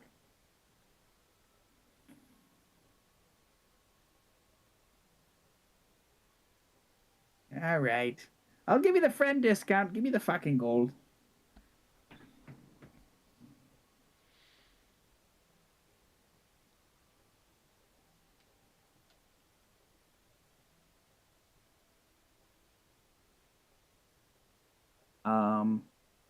Let's see. I did the math.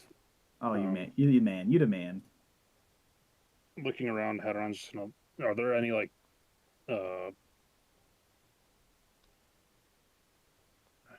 scrolls laying around or anything in here? Scrolls. I'm gonna put that deck of cards in your inventory. Mhm. Did that work? I don't think that worked. Hold on. But No. A There we deck go. of cards that's all aces. Oh no. Lol, you wish. It's very- For spell scroll. It's very much 75% jokers, 25% aces. For real. I'm dying out here. Yeah, same. You don't see any scrolls here, Hadron. Oh god, I like fucking almost passed away there. Let me see. You do see the only other thing that kind of jumps out to you as interesting is a very, very unique sword. It's the blade itself is red, like it's been temperature treated, or temper treated. I don't fucking know. Tempered? Yeah, that's the one. And it's got like a black hilt. And it just seems like very, very fine craftsmanship. But I don't- everything else, nothing really else catches your eye. There's no scrolls. There's no books. Your don't- tome would be the first one. Hadron's just gonna nod at the sword. And, I'm gonna regret asking this, Tamos. The hell is that, and where did you get it? Oh, that's a Vorpal sword. Where'd I get it? I'm a merchant. I have suppliers. You never cease to amaze me. What do you want for it? A lot of money. 120,000 gold pieces. It's very expensive, okay? Or 10 soul coins will do.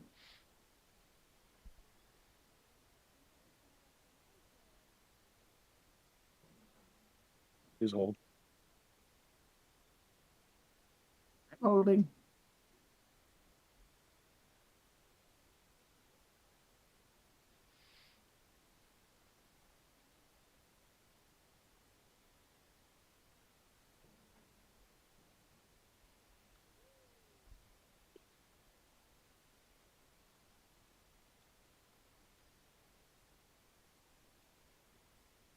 Hadron's just gonna like throw his fingers across the stack of spell books. What would it cost me for the 3 spell books for that? Probably an additional 20,000 gold pieces.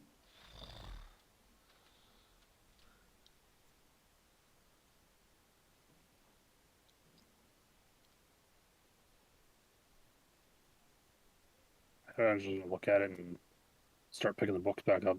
It's a bit out of my price range. It's okay. Um, you know, from what I hear, depending on what card you pull out of that deck, you may not need to worry about a Vorpal sword. I'm just gonna slowly turn to look at Deimos, and he's just gonna tap the eye of Vecna, and he's just gonna go, trust me. The world keeps up. I won't have to worry about much more of anything. And he's gonna pack the books up and he's gonna walk out. All right. Well, thanks, bud. See ya. You head out. Uraquin. Uraquin. Hello. It's you. It's me. Make an investigation check as you're wandering around the Emporium. I shall. Nice. You are kind of wandering around as well, and you kind of stumble upon a tent. It's pretty tattered. It's like a brown tent that's kind of made with this odd cloth. And it's got an assortment of different weapons, and you see some rings on the inside. It looks like what you'd expect. It's like a Zolblob shop, but like way higher end. But like the outside just looks shabby. I like this place already. I'll look for whoever seems to be running this tent. Okay. You see, there's a small like raven that's kind of perched on this wooden stand. It's just like in the middle of the tent, behind the tables and stuff.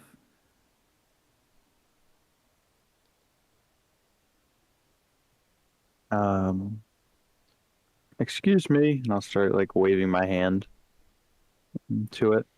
Hello, welcome. Sorry, you spooked me. I didn't realize. Anyways, it looks like you have some interesting stuff here. Yes. Could you explain to me a little bit about these rings over here?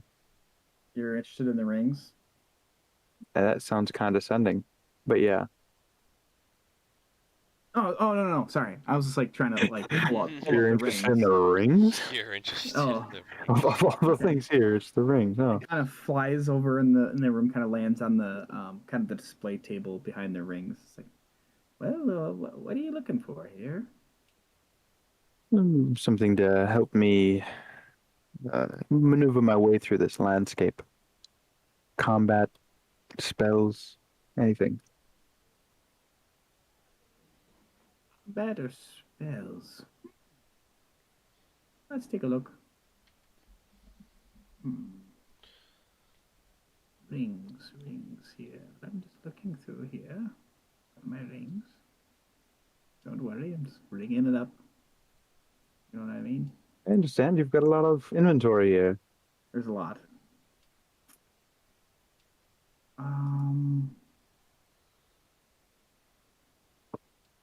Here we go. This would be kind of.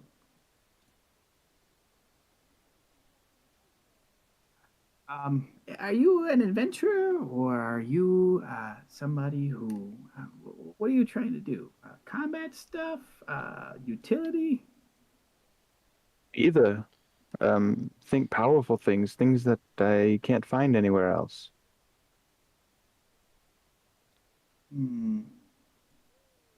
Okay. Let's start with combat. Combat. Okay.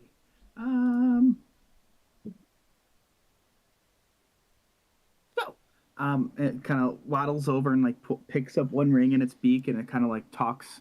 I don't know how this would be possible, but like kind of talks out the side of its mouth like this.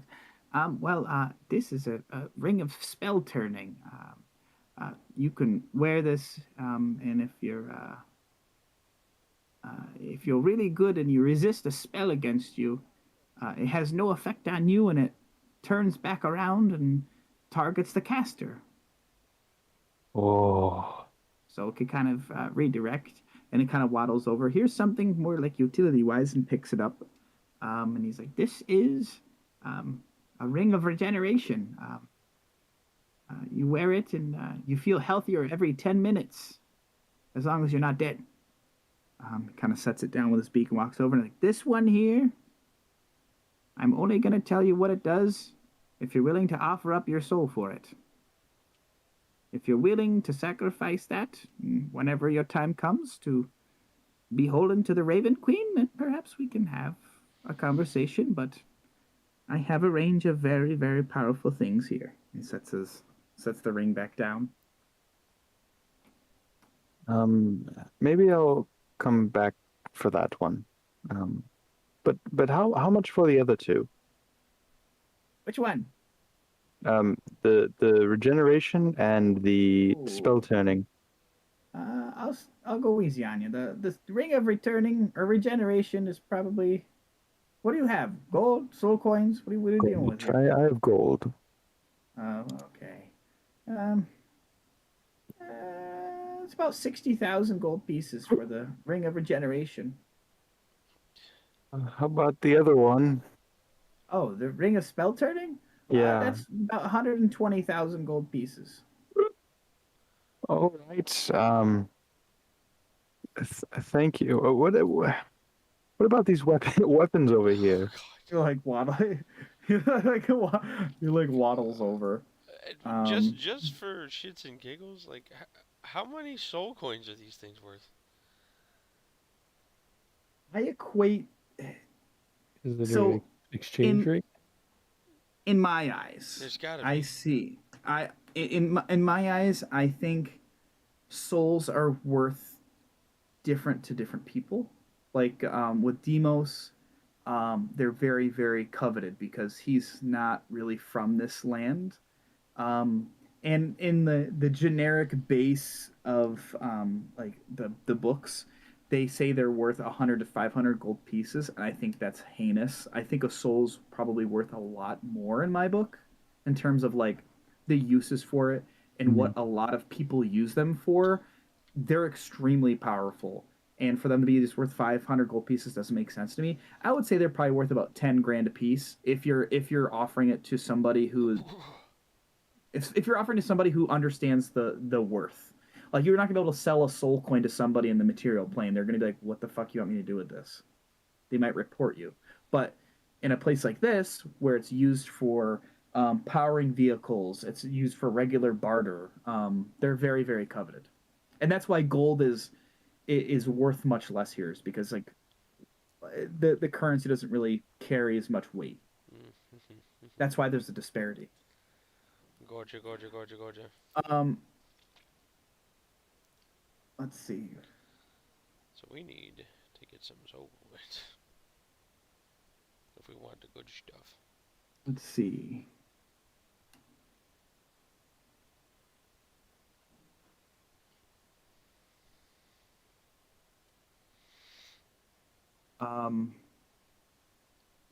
There's a sword here, Quinn. Let me check something really quick. Give me one moment. We're almost done with the session. I'm sorry to keep you guys up so late. It's only 8:30 for me.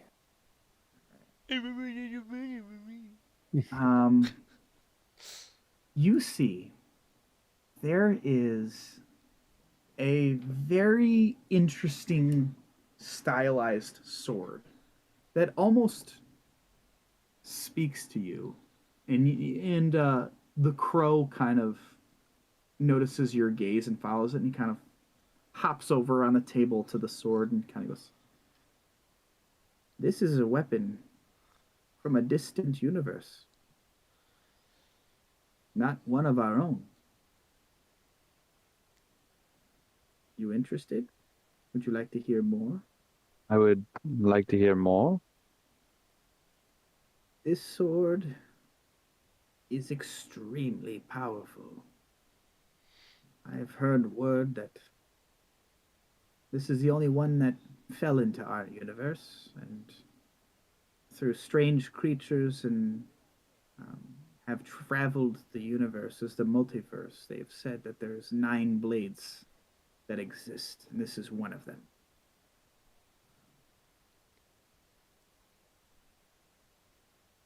Roughly translated from an off-world language, is known as a sword of answering. This one here, I believe, is known as the rebutter. And only those who hold specific values can wield it.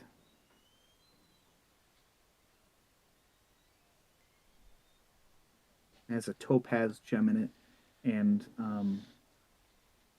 it to you it seems like a futuristic crafted sword. It's got these very rounded edges on the hilt.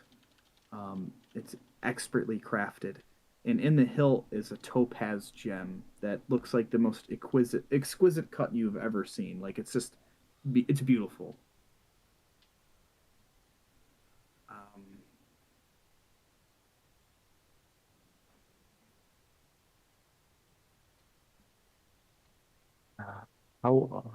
It's amazing. How much are you asking for that?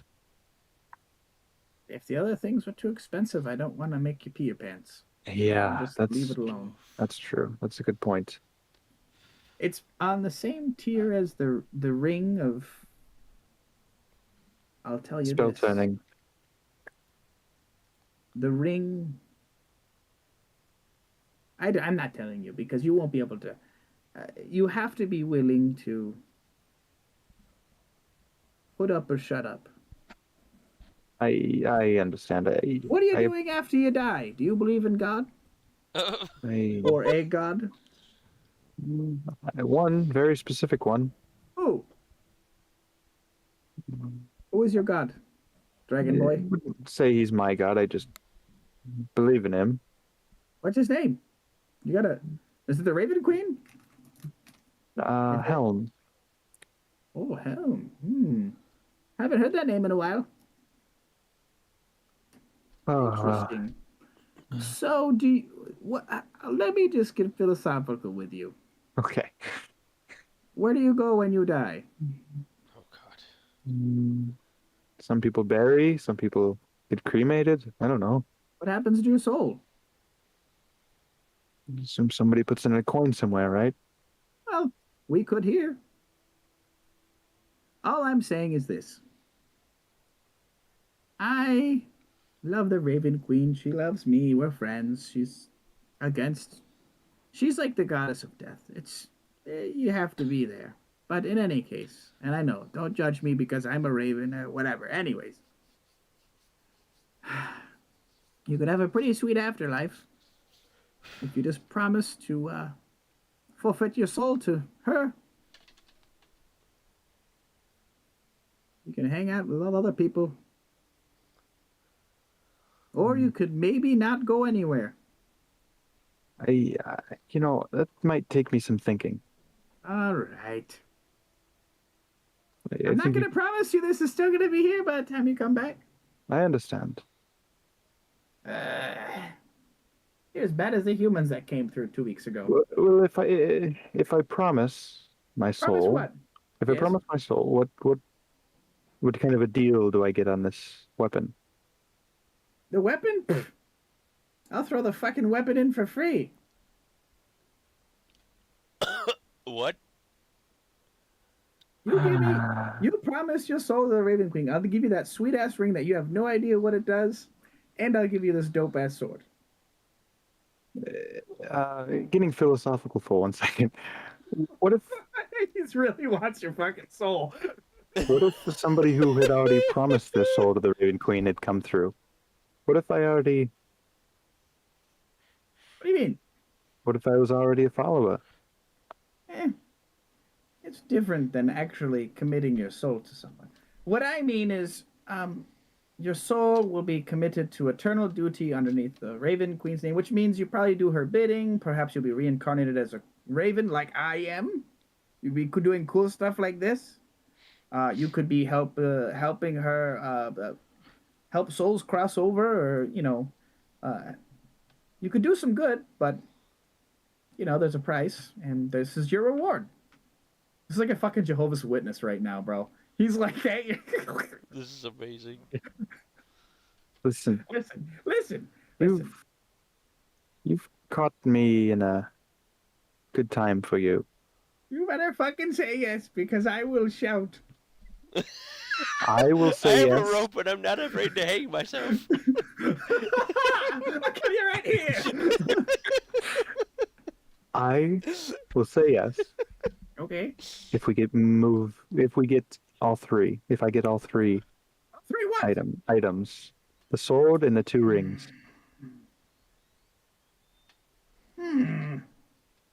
And which ring? You want this cool ring? You have no idea what it does. Plus the returning ring, or what? I don't know what the returning ring is. Or But the regeneration one? yes. Ah. Where the fuck did it go? Oh, here it is. Drop it. Uh-oh. Oh shit. Ate it. Oh, it fell in the cracks. Wait a minute. Where the fuck did it go? Oh, here it is. I legit did lose it on my page. I got like 8 fucking windows open.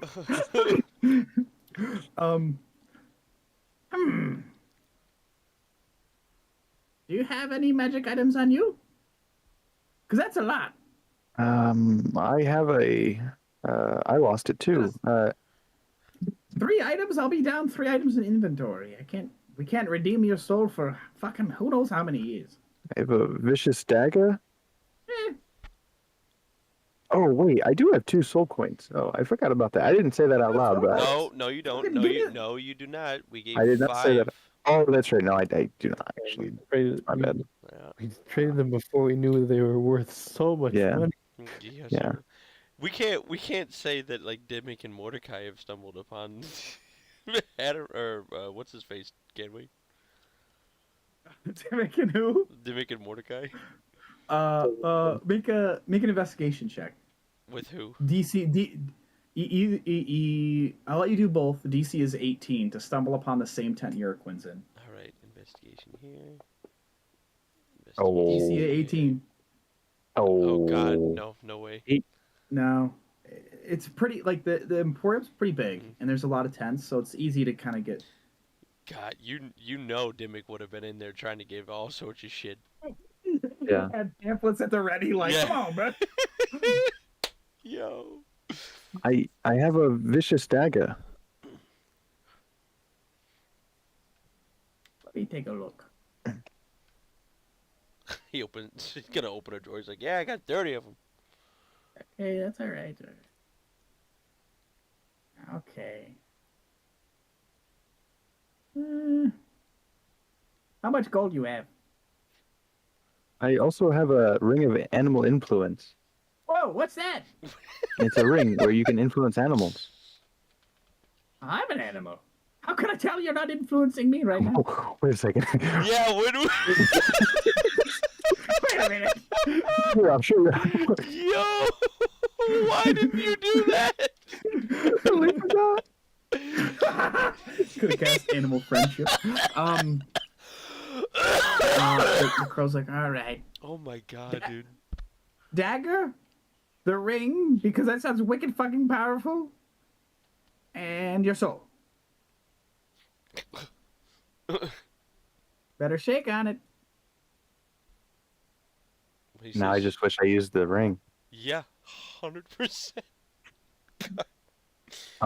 The rings on my. Let me see. Hold on. So to cast the spell, I know it's a little late now, but I have to use all the verbal, somatic, and material components. Yeah. Yes. Oh no. They just expend. They're kind of like stored within the ring magically. So I'm gonna look You down. expend a charge. I'm gonna look down at the ring and kind of twist it on my finger and try to cast animal friendship on this.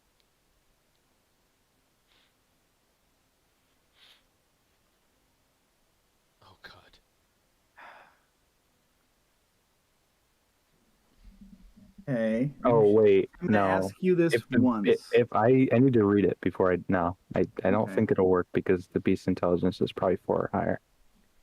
Oh yes. Or Yep. Yeah. Oh yeah. um, Yeah, never mind. All right. Well, I think you've caught me at the right time for a deal like this. Right. I think it is something I have to do.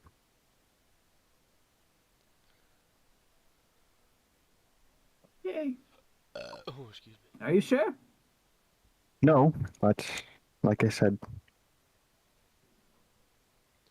it's got to happen. It's fair. Um.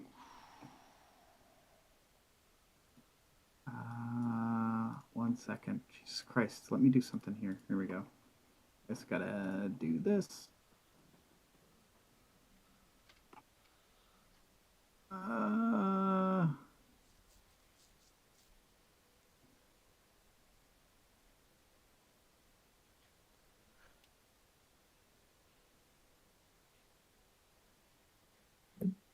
Apologize. This fucking formatting and this is fucked up.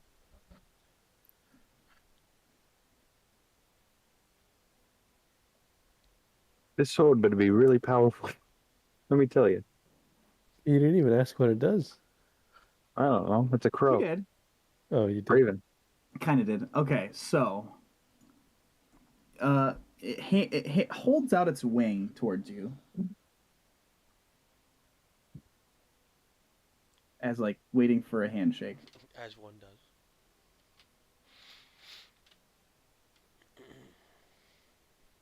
I use like 2 fingers and shake his little wing. You hear a loud bellowing bell toll within your head. Boom.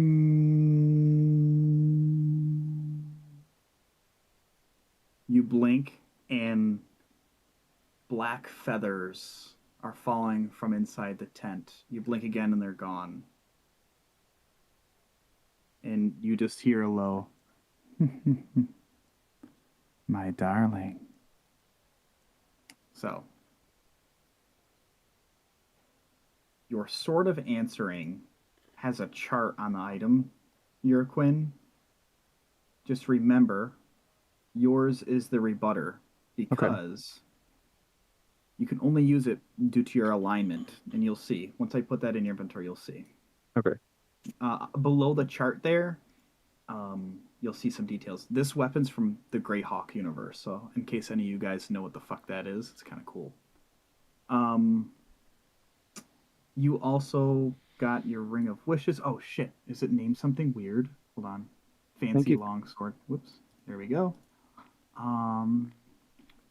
Where's this other ring? There's your Ring of Regeneration. Did you And just then say finally- the sword's name is Fancy Longsword?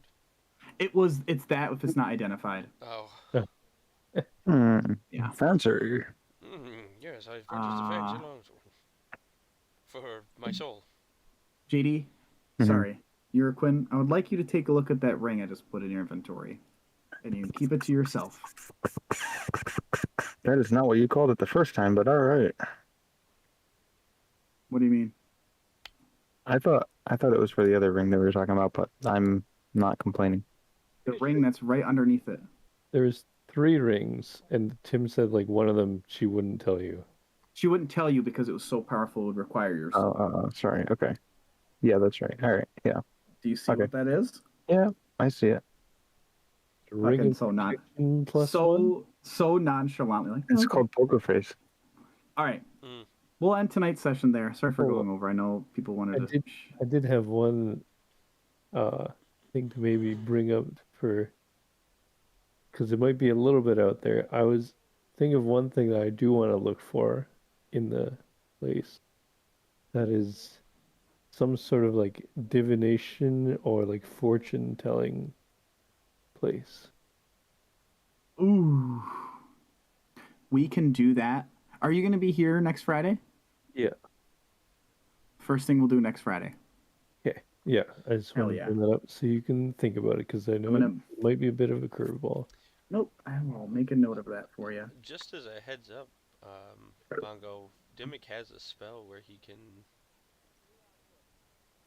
see. Where is it?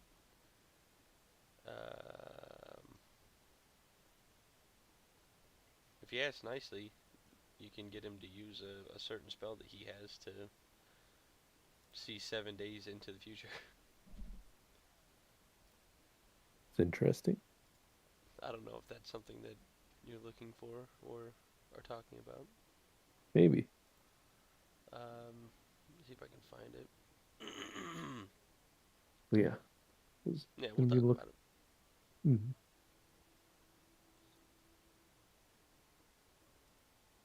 Alright. Well, we'll kind of wrap up tonight's session there, and we'll continue next week. Heck yeah! What Yeah. what a wild session. Thanks everybody that stopped by. If you're still here, thanks for hanging out. Oh, 4 hours and 17 minutes. Holy cow! Look at us go. As always, you can catch our socials in the description of today's live session. But as always, say goodbye, everybody. Bye. I.